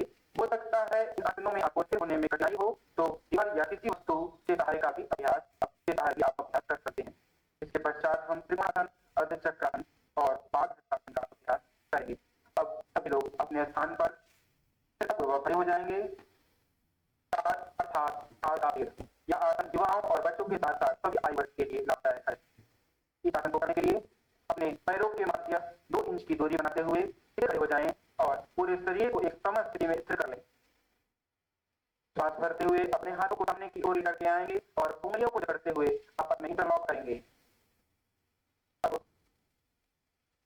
हथेली खोलते हुए ऊपर की तरफ लेकर जाएंगे और हथेलियों को ऊपर की तरफ खींचते हुए पंजों पर खड़े हो जाएंगे। इन्हीं को जमीन से ऊपर उठाने का प्रयास। अब पंजों पर पूरे शरीर का संतुलन बनाते हुए पूरे शरीर को खींचकर एक सामान्य स्थिति में श्वास प्रश्वास के साथ 10 से 15 सेकंड तक स्थिरता पूर्वक रुकने का प्रयास करें। शुरुआत में संतुलन बनाना थोड़ा कठिन होता है, इसलिए अपनी दृष्टि को अपने सामने स्थित किसी एक बिंदु पर केंद्रित करते हुए एकाग्रता बनाने का प्रयास करें। अपने शारीरिक सामर्थ्य को ध्यान रखते हुए शारीरिक अवस्था को ध्यान रखते हुए रुकने का प्रयास करेंगे। अब 10 से 15 सेकंड तक इस स्थिति में स्थिरता पूर्वक रुकने के पश्चात धीरे धीरे श्वासों को बाहर छोड़ते हुए अपनी एड़ियों को वापस जमीन पर रखें। धीरे धीरे उंगलियों को खोलें तथा पार्श्व भाग से अपने हाथों को कंधों के समानांतर करते हुए हथेलियों को नीचे को लेकर के आएं। एक लंबे गहरे श्वास प्रश्वास के साथ सामान्य स्थिति में खड़े हो जाएं। इस आसन का नियमित अभ्यास शारीरिक व मानसिक संतुलन को विकसित करता है। ये आसन शरीर से जुड़ी तंत्रिकाओं के संतुलन को ठीक करता है, शरीर की मुद्रा अर्थात आकृति को बेहतर बनाता है, शरीर के पोस्चर को सही करता है। इससे जांघ, घुटने और एड़ियां मजबूत होते हैं। यदि आप हृदय रोग, सर चकराना या पैरों में सूजी हुई नसों से पीड़ित हैं तो आसन का अभ्यास कदापि न करें। अब खड़े होकर किए जाने वाले आसनों में हम अगले आसन का अभ्यास करेंगे। अगला आसन है वृक्षासन का अभ्यास। पहले हम दाईं तरफ से करेंगे। वृक्ष का अर्थ है पेड़। इस आसन में हमारे शरीर की स्थिति एक वृक्ष के समान तनी हुई स्थिर और मजबूत हो जाती है। सबसे पहले अपने पैरों में परस्पर 2 इंच की दूरी में स्थिर करते हुए सीधे खड़े हो जाएंगे। अपनी आंखों को सामने किसी एक बिंदु पर एकाग्र करते हुए एक लंबी गहरी सांस लें तथा प्रश्वास के क्रम के साथ अपने दाहिने पैर को धीरे उठाते हुए मोड़ें और इसे अपने बाएं पैर के थाई पर लगा दें। इनर थाई पर रख करके स्थिर होते हुए आप प्रयास करें कि आप एरिया आपके मूलाधार क्षेत्र में इनर थाई पर टच कर रहे हो। अब हाथों को ऊपर उठाते हुए पार्श्व भाग से हाथों को थाई से ऊपर लेकर जाएंगे और नमस्कार मुद्रा में हाथों को ऊपर की ओर जोड़ लेंगे। हथेलियां ऊपर की तरफ खींची हुई। प्रयास करें कि हमारे कंधे, हमारी बाहें, हमारे कानों को, दोनों तरफ के कानों को स्पर्श कर रही हो। अपने शारीरिक सामर्थ्य को ध्यान में रखते हुए स्थिरता बनाने का प्रयास करें। अब अपने शारीरिक सामर्थ्य के अनुसार 10 से 20 सेकंड तक रुकने का प्रयास करें। इसके बाद धीरे धीरे पैरों को खोलते हुए नीचे की तरफ लाएंगे और फिर हथेलियों को खोलते हुए सामान्य स्थिति में लेकर जाएंगे। यह आसन हमारी मस्तिष्क की क्षमता तथा एकाग्रता को बढ़ाने के लिए अत्यंत उपयोगी है। अपने धीरे श्वास प्रश्वास के क्रम के साथ रिलैक्स करेंगे। अब हम इस आसन का अभ्यास बाएं पैर से करेंगे। पुनः दोनों पैरों में परस्पर 2 इंच की दूरी में स्थिर करते हुए खड़े हो जाएंगे। अपनी आंखों को एक दृष्टि पर एकाग्र करते हुए श्वास भरें तथा प्रश्वास के क्रम के साथ अपने बाएं पैर को उठाएं और धीरे से मोड़ते हुए दाहिने पैर के इनर थाई पर आंतरिक जांघ पर इसको रख देंगे। प्रयास करें एनिया आपके मूलाधार चक्र से लग रही हो। सामान्य अब धीरे धीरे हाथों को ऊपर की तरफ उठाते हुए नमस्कार मुद्रा में लेकर जाएंगे। दृष्टि को किसी एक स्थान पर एकाग्र करेंगे तो आपको स्थिरता रखने में आसानी होगी। हाथों को ऊपर तक खींच करके रखें। प्रयास करें हमारे बाइसेप्स हमारे दोनों कानों से लगे हुए हों, हमारी बाहें हमारे दोनों कानों को ऊपर कर रही हों। इसी अवस्था में 10 से 30 सेकंड तक अपने शारीरिक सामर्थ्य को ध्यान में रखते हुए स्थिरतापूर्वक रुकने का प्रयास करेंगे। यह आसन हमारी मस्तिष्क की क्षमता के लिए तथा युवाओं के सर्वांगीण विकास के लिए बहुत ही लाभदायक है। अब धीरे धीरे हाथों को पार्श्व भाग से खोलते हुए नीचे की ओर लेकर के आएंगे और पैरों को खोल करके नीचे रख लेंगे और सामान्य स्थिति में आ जाएंगे और लंबे गहरे श्वास प्रश्वास के साथ विश्राम करेंगे। यह वृक्षासन हमारे मस्तिष्क के संतुलन और स्थिरता तथा जागरूकता को बढ़ाता है। युवाओं में एकाग्रता तथा मस्तिष्क की क्षमता बढ़ाने के लिए यह अत्यंत उपयोगी अभ्यास है। इस आसन से पैरों की मांसपेशियां मजबूत होती हैं, परंतु यदि आप गठिया, हाई बीपी, चक्कर, माइग्रेन या मोटापे से पीड़ित हैं तो यह आसन का अभ्यास न करें। आगे के क्रम में हम करेंगे त्रिकोण आसन का अभ्यास। त्रिकोण आसन के अभ्यास के लिए अपने पैरों में 2 फीट की दूरी बनाते हुए खड़े हो जाएंगे। इस आसन का नाम त्रिकोण आसन इसलिए है क्योंकि इस आसन को करने में हमारी स्त्री एक ट्रायंगल अर्थात त्रिकोण के आकार में आ जाती है। अब 2 फीट की दूरी बनाते हुए स्थिरतापूर्वक खड़े हो जाएं। अब अपने बाएं पैर के पंजे को सीधा रखते हुए दाहिने पैर के पंजे को 90 डिग्री में मुड़ाते हुए बाएं पंजे को बाहर की तरफ खोल लेंगे और एनिया अंदर की ओर रहेंगे। अब एक लंबी गहरी सांस करते हुए अपनी हथेलियों को ऊपर की ओर उठाएं और कंधों के समानांतर कंधों के पैर में लेकर के आएंगे तथा फिर धीरे धीरे श्वासों को छोड़ते हुए अपने कमर से अपने शरीर को दाहिनी ओर झुकाएं और दाहिने हाथ को नीचे लगाने का प्रयास करें। बायां हाथ ऊपर की तरफ रहेगा, बाईं हथेलियां सामने की ओर, गर्दन को मोड़ते हुए ऊपर की तरफ बाईं हथेलियों को देखने का प्रयास। अपनी शारीरिक अवस्था को ध्यान में रखते हुए श्वास प्रश्वास के साथ उसे रोकने का प्रयास करें। अब धीरे धीरे हाथों को उठाते हुए सामान्य स्थिति में आ जाएंगे। पुनः पैरों को सामने की तरफ खोलेंगे और सामान्य स्थिति में स्थिर होकर के लंबे गहरे श्वास प्रश्वास के साथ विश्राम करेंगे। एक लंबा गहरा श्वास अंदर लेना और बाहर छोड़ना, रिलैक्स। अब हम इस अभ्यास को अपने बाएं पैर से करेंगे। बाएं पैर को 90 डिग्री पर मुड़ाते हुए बाएं पंजे को बाहर की तरफ खोल लेंगे, एड़ियां अंदर की ओर। अब बाएं हाथ को बाएं तरफ से लेफ्ट साइड से नीचे की तरफ लेकर जाएंगे और बाएं पैर के पंजे को स्पर्श करने का प्रयास करेंगे और दाहिना हाथ ऊपर आसमान की ओर, हथेलियां सामने की ओर। अपने पाम को right palm in front side, अपने दाहिने हाथ की हथेली को सामने की तरफ करेंगे और गर्दन को मोड़ते हुए दाहिनी हथेली को देखने का प्रयास। पूर्ण स्थिरतापूर्वक सामान्य श्वास प्रश्वास के साथ इस स्थिति में 10 से 20 सेकंड तक रुकने के पश्चात अपनी गर्दन को सीधा कर लें। अब पूरी शरीर को सामान्य स्थिति में लाते हुए हथेली को पास नीचे की ओर लेकर और पैरों को पास में लाते हुए सामान्य स्थिति में खड़े हो जाएं। एक लंबे गहरे श्वास प्रश्वास के साथ विश्राम करें। Inhale and exhale. यह आसन जितना सरल है उतना लाभकारी है, उतना ही उपयोगी है। यह आसन हमारे कमर तथा पूरे शरीर में लचीलापन बनाने के लिए अत्यंत उपयोगी है। यह आसन आपके कमर की मांसपेशियों को मजबूत बनाता है तथा चपटे तलवों की समस्या से भी निजात दिलाता है। लेकिन अगर आपको गर्दन या पीठ पर चोट नहीं हो, स्लिप या टाइटिका जैसी प्रॉब्लम हो तो आप इस आसन का अभ्यास न करें। आसनों के क्रम में आगे हम करेंगे अर्धचक्र आसन का अभ्यास।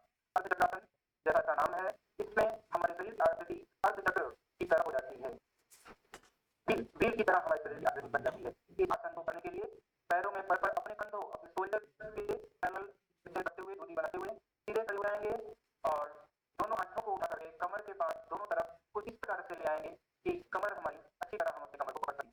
अब श्वास को भरते हुए इनहेल करेंगे और धीरे धीरे गर्दन से पीछे की तरफ झुकने का प्रयास और गर्दन की मांसपेशियों पर हो रहे खिंचाव को महसूस करें। अपने सामर्थ्य का ध्यान रखते हुए पीछे झुकेंगे। जिन लोगों को चक्कर आता होगा, हाई बीपी होगा, वो पीछे झुकने से बचेंगे। सिर दर्द, माइग्रेन या हाई बीपी की समस्या वाले लोग इस आसन का अभ्यास न करें। अपने सामर्थ्य अनुसार सामान्य श्वास प्रश्वास के क्रम के साथ इनहेल और एक्सहेल करते हुए 10 से 20 सेकंड करें। फिर धीरे धीरे श्वास को बाहर छोड़ते हुए गर्दन को सीधा करें, हाथों को कमर के नीचे लाते हुए सामान्य स्थिति में खड़े हो जाएं और दीर्घ श्वास प्रश्वास के साथ विश्राम करेंगे। अर्धचक्र आसन, यह आसन आपकी रीढ़ को लचीला बनाता है, मेरुदंड अर्थात स्पाइनल नर्व्स को मजबूती प्रदान करता है, सांस लेने की क्षमता में विकास करता है, ब्रीथिंग कैपेसिटी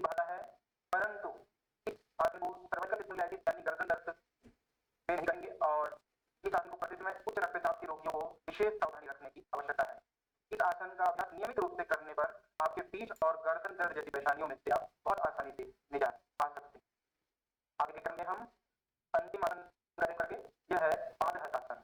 संस्कृत में पाद का अर्थ है पैर और हस्त का अर्थ है हाथ। ऐसा आसन जहां हम अपने हाथों को अपने पैरों तक लेकर जाते हैं, इस आसन को पादहस्तासन कहा गया है। पादहस्तासन के लिए अपने दोनों पैरों को आपस मिलाते हुए सीधे खड़े हो जाएंगे। लंबी गहरी सांस करते हुए अपने दोनों हाथों को सामने से उठाते हुए सिर के ऊपर की ओर ले जाएं। पूरा सीधा करें शरीर को 90 डिग्री पर और अपने शरीर को जितना हो सके सांस करते हुए ऊपर की ओर खींचने का प्रयास करें। एड़ियां और पंजे जमीन पे लगे हुए रहेंगे, आपकी हील्स जमीन पर लगी रहेंगी। हाथों को ऊपर की तरफ खींचते हुए सांस भरते हुए इनहेल करते हुए बॉडी को अपलिफ्ट करें। अगर आप पूर्ण रूप से स्वस्थ हैं, कमर पे या रीढ़ संबंधी कोई समस्या नहीं है, हृदय रोग या कोई मेजर सर्जरी आपकी नहीं हुई है, तो ही सामने की तरफ झुकने का अभ्यास करेंगे। अब धीरे धीरे सांस को छोड़ते हुए सामने की ओर झुकें। हथेलियां और गर्दन एक साथ नीचे आएंगे। इस बात का विशेष ध्यान दें कि हथेलियां, हाथ, आपके बांह और आपके बदन एक साथ सिर्फ एक साथ नीचे की तरफ आएगा। अब अपनी नासिका को धीरे धीरे घुटनों से लगाने का प्रयास करें। अपने शारीरिक सामर्थ्य को ध्यान में रखते हुए, शारीरिक अवस्था का विशेष ध्यान रखते हुए आप इस आसन का अभ्यास करेंगे। यदि आपको कमर में अवरण की समस्या हो तो कमर को उतना ही झुकाएं जितना आपको कोई तनाव या खिंचाव महसूस न हो। अगर आपको कमर दर्द है तो अति झुकने का प्रयास न करें। 10 से 30 सेकंड तक श्वास प्रश्वास के क्रम के साथ इस स्थिति में रुकने का प्रयास करेंगे। फिर धीरे धीरे सांसों को भरते हुए हथेलियों को ऊपर की तरफ उठाएंगे। ध्यान रखें हमारी भुजाएं और हमारा सिर एक साथ ही ऊपर की तरफ आएगा। अब हाथों को पार्श्व भाग से साइड से नीचे की ओर ले जाएंगे और फिर करते हुए श्वास प्रश्वास के साथ रिलैक्स करेंगे। एक लंबा गहरा सांस लें और श्वास छोड़ें। Inhale and exhale. पादहस्तासन। यह आसन नियमित रूप से करने से हमारी शारीरिक सिस्टम की पाचन क्रिया में सुधार होता है तथा हमारे शरीर में लचीलापन विकसित होता है। इससे आपकी रीढ़ की हड्डी लचीली बनती है। युवाओं के सर्वांगीण विकास के लिए, बच्चों के लिए यह बहुत ही लाभदायक है। परंतु हृदय रोगी, रीढ़ की समस्या से ग्रसित रोगी, हार्निया, अल्सर के रोगी और गर्भवती महिलाएं यानी कि प्रेग्नेंट लेडी इस आसन का अभ्यास न करें। अब श्वास प्रश्वास का क्रम लेते हुए इनहेल करेंगे, एक बार लंबा गहरा सांस लेंगे और लंबा गहरा सांस छोड़ेंगे और बॉडी को रिलैक्स करते हुए आप सुखासन की स्थिति में अपने स्थान पर बैठ जाएंगे। पैरों को मोड़ते हुए सुखासन की स्थिति में अपने स्थान पर बैठ जाएं। सुखासन ऐसी स्थिति जहां पर आप स्थिरतापूर्वक सुख से बैठ सकें। ऐसे आसन को अध्ययन करते हुए आप अपने स्थान पर बैठें और दोनों पैरों को सामने की तरफ खोलते हुए दंडासन की स्थिति में आएंगे। दंडासन की स्थिति है यह हमारे मेरुदंड से संबंधित समस्याओं के लिए बहुत ही लाभदायक है। अब आप दोनों पैरों में 1 से 1.5 फीट का फासला बनाएंगे। परस्पर दोनों पैरों को फैलाते हुए 1 से 1.5 फीट का गैप देंगे और हम करेंगे नाड़ी संचालन का अभ्यास। नाड़ी संचालन के लिए दोनों हाथों को अपने पार्श्व भाग में अपने साइड में खोल लेंगे, फैला करके रखेंगे हाथों को और अब दाहिने पैर से बाएं पैर के पंजे को प्रेस करेंगे, बाएं पैर के अंगूठे को स्पर्श करेंगे और बाएं हाथ से दाहिने पैर के पंजे को स्पर्श करते हुए क्रमशः नाड़ी संचालन का अभ्यास करेंगे। श्वास प्रश्वास के क्रम के साथ मंच पर देख करके आप लोग ऐसे क्रमशः touch your left toe from your right hand and touch your right toe from your left hand. proper right hand से left toe को टच करेंगे और left toe से right hand से left toe को टच करेंगे। ऐसे परस्पर अभ्यास करते हुए आप क्रमशः नाड़ी संचालन का अभ्यास करेंगे श्वास प्रश्वास के क्रम के साथ रिलैक्स करते हुए। जैसा इसका नाम है वैसा ही इसका लाभ है। नाड़ी संचालन हमारे शरीर में जो नस नालियां है जिनके संचालन से पूरा शरीर संचालित होता है। रिलैक्स हो जाएंगे और लंबा गहरा श्वास प्रश्वास लेंगे 2 से 3 बार। खूब गहरा सांस भरें और सांस छोड़ें और नाड़ी संचालन के माध्यम से हमारे शरीर में गुलखिता को महसूस करेंगे। अब पैरों को मोड़ते हुए वज्रासन की स्थिति में आ जाएंगे। पैरों को परस्पर मोड़ करके आपस में मिलाएंगे और प्रयास करेंगे दोनों पैरों की एड़ियां हमारे मूलाधार टकरा दे स्पर्श करें। अब हम इसी में तितली आसन अर्थात बटरफ्लाई का अभ्यास करेंगे। धीरे धीरे पैर को ऊपर उठाएं श्वास प्रश्वास के क्रम के साथ। Inhale and exhale. श्वास लेना और श्वास छोड़ना जितना हो सके ऐसा सामर्थ्य पहले धीरे धीरे करेंगे। फिर अपने शारीरिक सामर्थ्य का ध्यान रखते हुए अपनी गति को बढ़ाएंगे और थोड़ा तीव्र गति से करेंगे तितली चालन बटरफ्लाई का अभ्यास।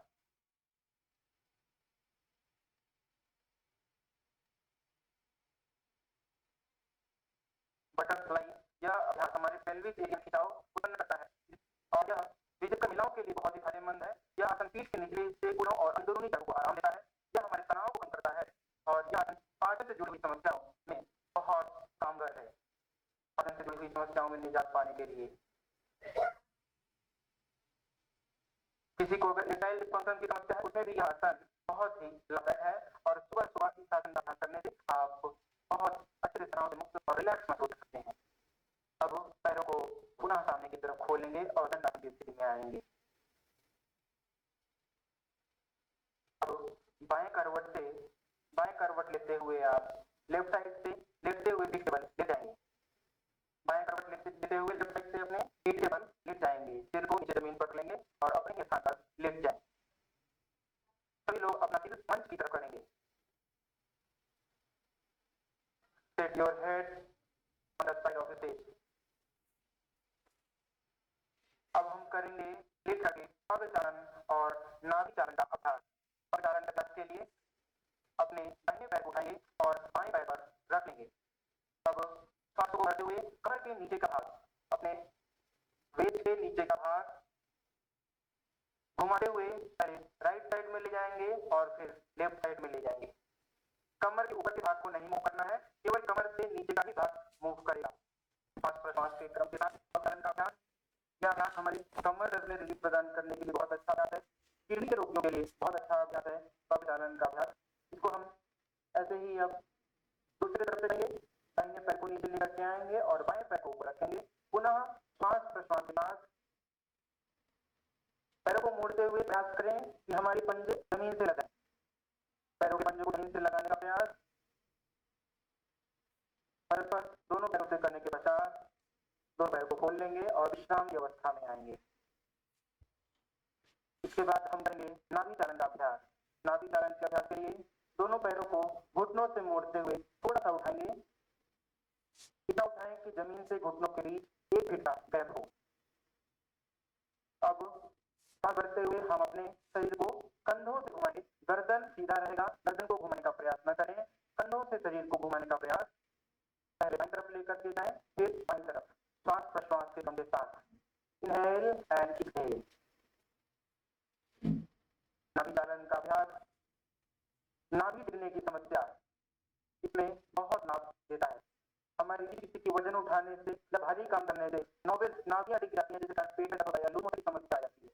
तो उस समस्या से निजात पाने के लिए आप नाभि चालन का अभ्यास कर सकते हैं। ओबेसिटी प्रॉब्लम, मोटापा की समस्या में यह बहुत ही लाभदायक है। साथ ही साथ कब्जियत अर्थात कॉन्स्टिपेशन की समस्या में नाभि चालन का अभ्यास अधिक से अधिक लाभ प्रदान करता है।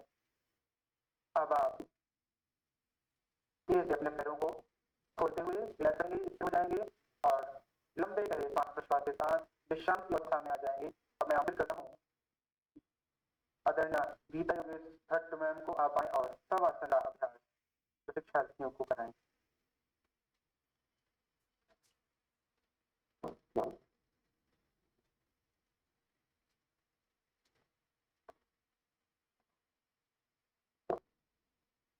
पैरों में दूरी बनाए रखें, दोनों हाथों में दूरी बनाए रखें, दोनों हाथों पर ज्ञान मुद्रा, अंगूठा और तर्जनी यानी तर्जनी अर्थात अंगूठे के बड़े वाली उंगली उनको स्पर्श कराएं। बाकी तीनों उंगलियां आप ही रखें और आंखों को बिना दबाव दिए कोमलता से बंद।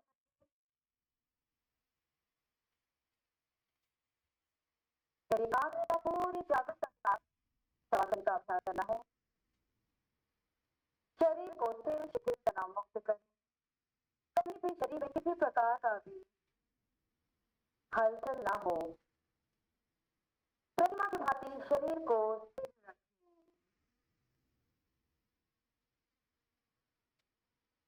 चित्त को दाहिने पैर को से लेकर पूरे दाहिने पैर पर उठाएं और शिथिलता का सुझाव दें। Give authorization to relax your whole right leg. चित्त को बाएं पैर के अंगूठे से लेकर पूरे बाएं पैर पर ले जाएं और शिथिलता का सुझाव दें। Give authorization to relax your whole left leg. पूरे कमर के भाग से मेरुदंड के हिस्से पर from back to whole portion of the spine. Give authorization to relax. शिथिलता का सुझाव दें। यदि कोई पीड़ा तनाव दर्द हो रहा हो उसे रोकने का प्रयत्न न करें, केवल केवल संभाव से देखें। चित्त को पूरे पेट के भाग में ले जाएं। Take your mind to your whole part of your stomach and give all the sensation to relax. पूरे पेट के भाग में आगे से पीछे दाएं बाएं भीतर बाहर एक एक भाग में शिथिलता का सुझाव दें। चित्त को पूरी छाती के भाग में ले जाएं। Take your mind to your whole part of your chest and give authorization to relax. छाती के भाग में शिथिलता का सुझाव दें। चित्त को दोनों हाथों पर खिंचाएं। दोनों हाथों के एक एक भाग में शिथिलता का सुझाव दें। चित्त को पूरे कंठ के भाग में अर्थात गले के भाग में take your mind to whole part of your neck and give authorization to relax. शिथिलता का सुझाव दें। पूरे गले के भाग में चित्त को चेहरे के भाग में ले जाएं। एक एक भाग चेहरे के चित्त की यात्रा कराएं सिर के चोटी तक और शिथिलता का सुझाव दें। अनुभव करें मेरा पूरा शरीर नीचे से ऊपर ऊपर से नीचे एक एक भाग शिथिल हो जाए। शिथिल होता जा रहा है। शिथिल हो गया है। शिथिलता का अनुभव करते हुए एक्सपीरियंस टू रिलैक्सेशन हम ध्यान पर आगे बढ़ेंगे। विशेषकर हमारा जो ध्यान की प्रक्रिया इस पाठ्यक्रम में हम लोगों ने बताया है वो वृक्षा ध्यान है। इसकी सिद्धांतिक पक्ष हम हमारी थ्योरी क्लास में समझेंगे। अब हम इसका प्रायोगिक थोड़ा सा प्रयास करेंगे। मेरे पीछे आप लोग दोहराएंगे इन शब्दावली को जो ध्यान का लक्ष्य है। ये सूत्र जिसे कहा जाता है संविहरे बोले आगा मापरिणम। इसका अर्थ है आप लोग बोलेंगे नहीं, आप उसको अनुभव करेंगे। स्वयं स्वयं को देखें, अपने आप को देखने के लिए वृक्षा ध्यान का अभ्यास करें। इसके उपरांत ध्यान का संकल्प जो मेरे पीछे आप सभी दोहराएंगे। मैं चित्त शुद्धि के लिए वृक्षा ध्यान का प्रयोग कर रही हूँ। अब इसे अंदर ही अंदर मन मन इस शब्दावली को दोहराएं। हम जो योग की कक्षा पढ़ रहे हैं, पाठ्यक्रम में जो भी विषय आ रहा है, उसका उद्देश्य हमने समझा कि चित्त की शुद्धि करना बहुत आवश्यक है और इस प्रयोग के माध्यम से, अभ्यास के माध्यम से हम अपने भीतर जो परिवर्तन आ रहा है, छोटे छोटे जो भी परिवर्तन आएगा उसे आप अनुभव करें और उसे सरकारी के नाम पर आप उसे रोज नोट करें, जिससे उस परिवर्तन को आप अनुभव करेंगे और आप में उत्साह आएगा कि नहीं हम कुछ पा रहे हैं। इसी के साथ हम आगे बढ़ेंगे। मन को श्वासों पर केंद्रित करें। आते जाते प्रत्येक श्वास का अभ्यास का अनुभव करें।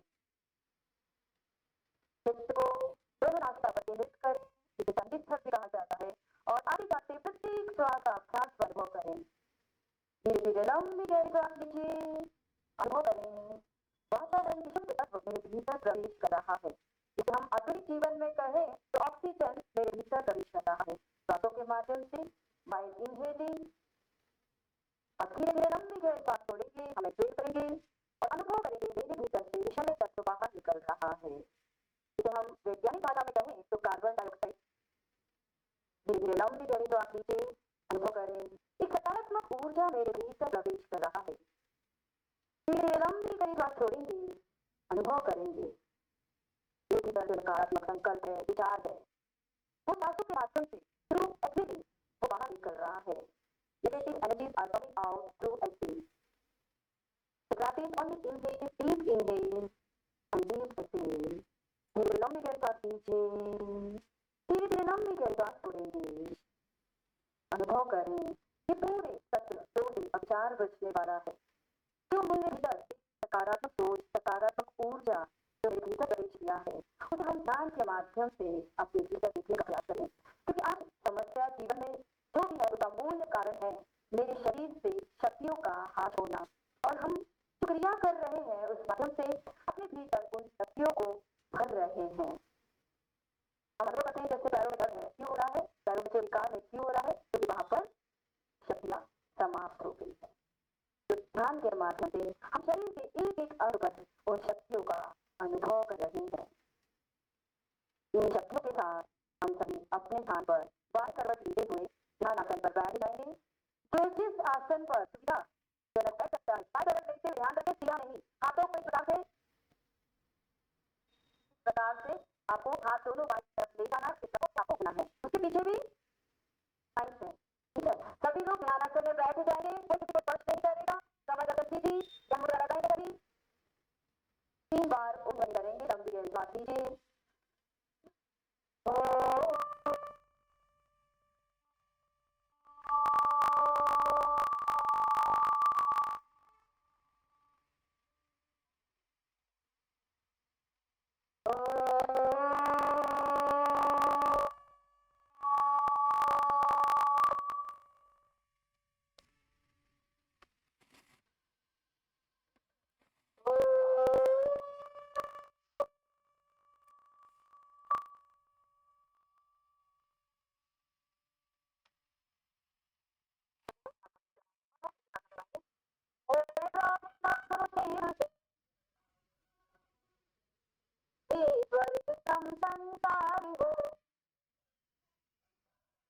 अतिउच्चतम जीवन बने,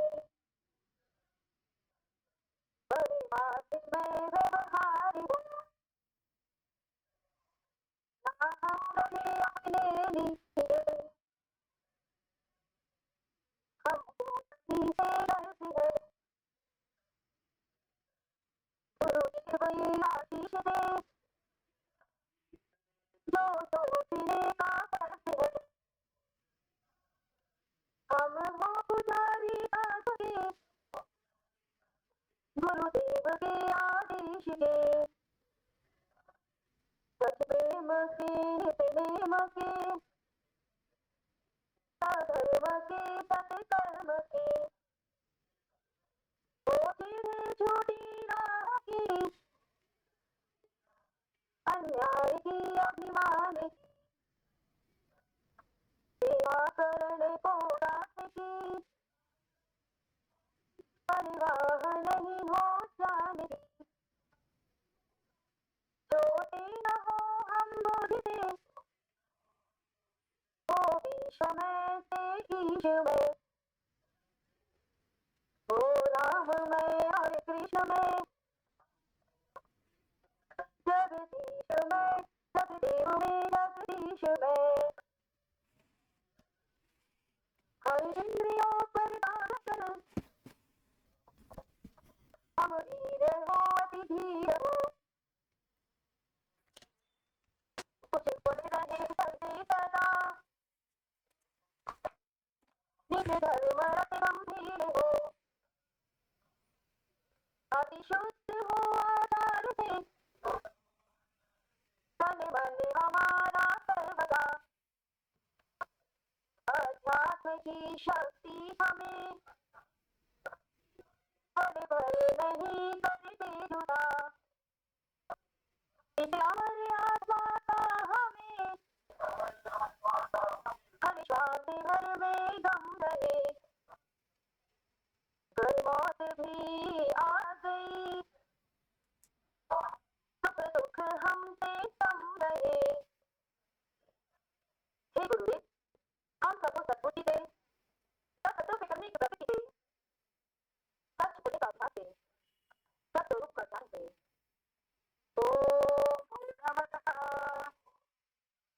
पूर्णमिदं पूर्णात् पूर्णमुदच्यते, पूर्णस्य पूर्णमादाय पूर्णमेवावशिष्यते। ओम शांति शांति शांति।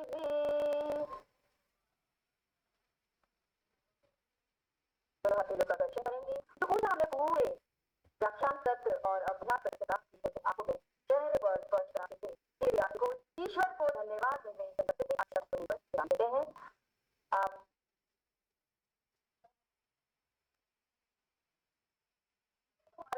ऑनलाइन से जुड़े हुए प्रतिभागी और सबसे निवेदन है कि आप सभी वीडियो अभ्यास सत्र का पूरा आनंद लें। यही कहना हम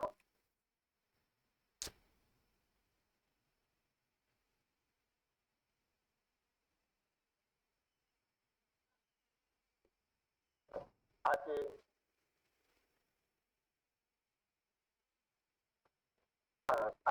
इस कार्यशाला में मैं आचार्य वासी जी को मंच पर आमंत्रित करता हूँ और मैं आचार्य प्रोफेसर सदाशिव कुमार द्विवेदी जी से आग्रह करूंगा कि आचार्य वाघेश जी का अंग वस्त्र देकर स्वागत करें।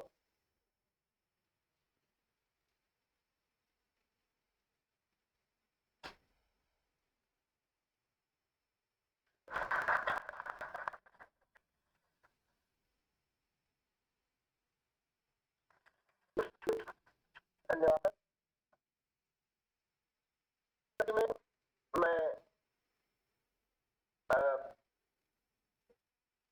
मैं आचार्य वाघेश जी से अनुरोध करता हूँ कि कृपया उमर आए और इसमें प्रतिभागी है और हमारे मुख्य वक्ता जी को धन्यवाद ज्ञापित करें। आचार्य वाघेश।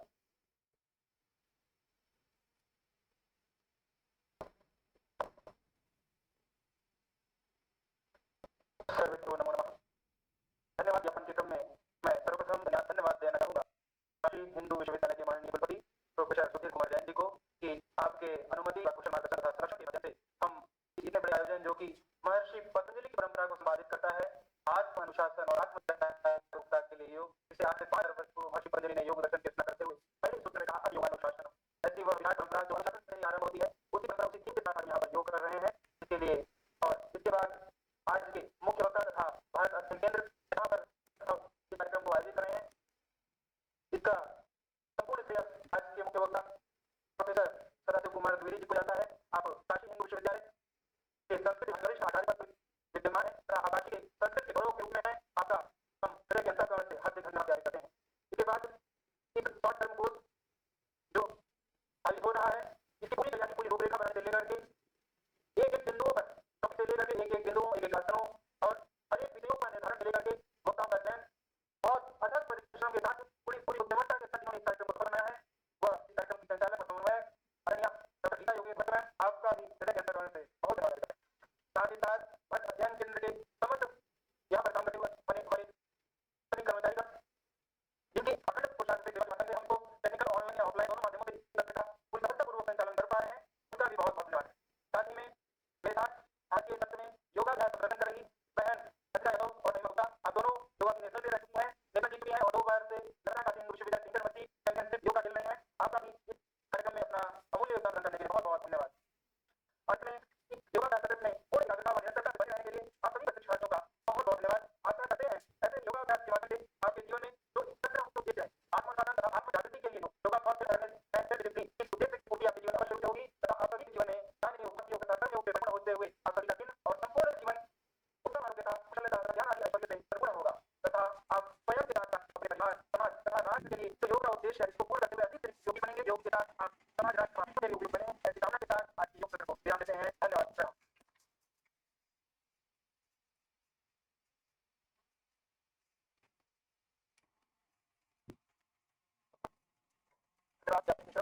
हम लोग अब राष्ट्र के लिए अपने स्थान पर खड़े हो रहे हैं और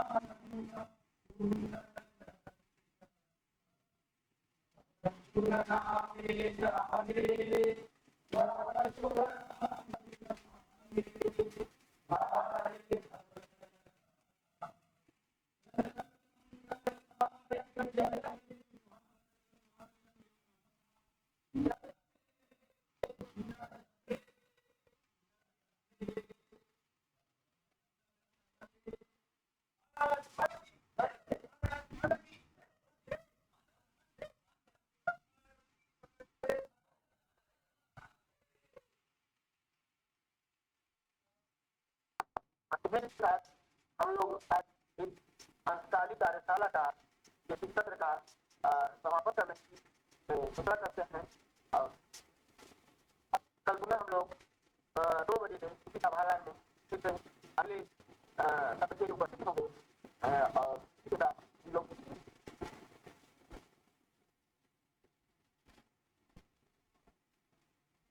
इसी के साथ ही आज की कार्यशाला समाप्त हो रही है। धन्यवाद।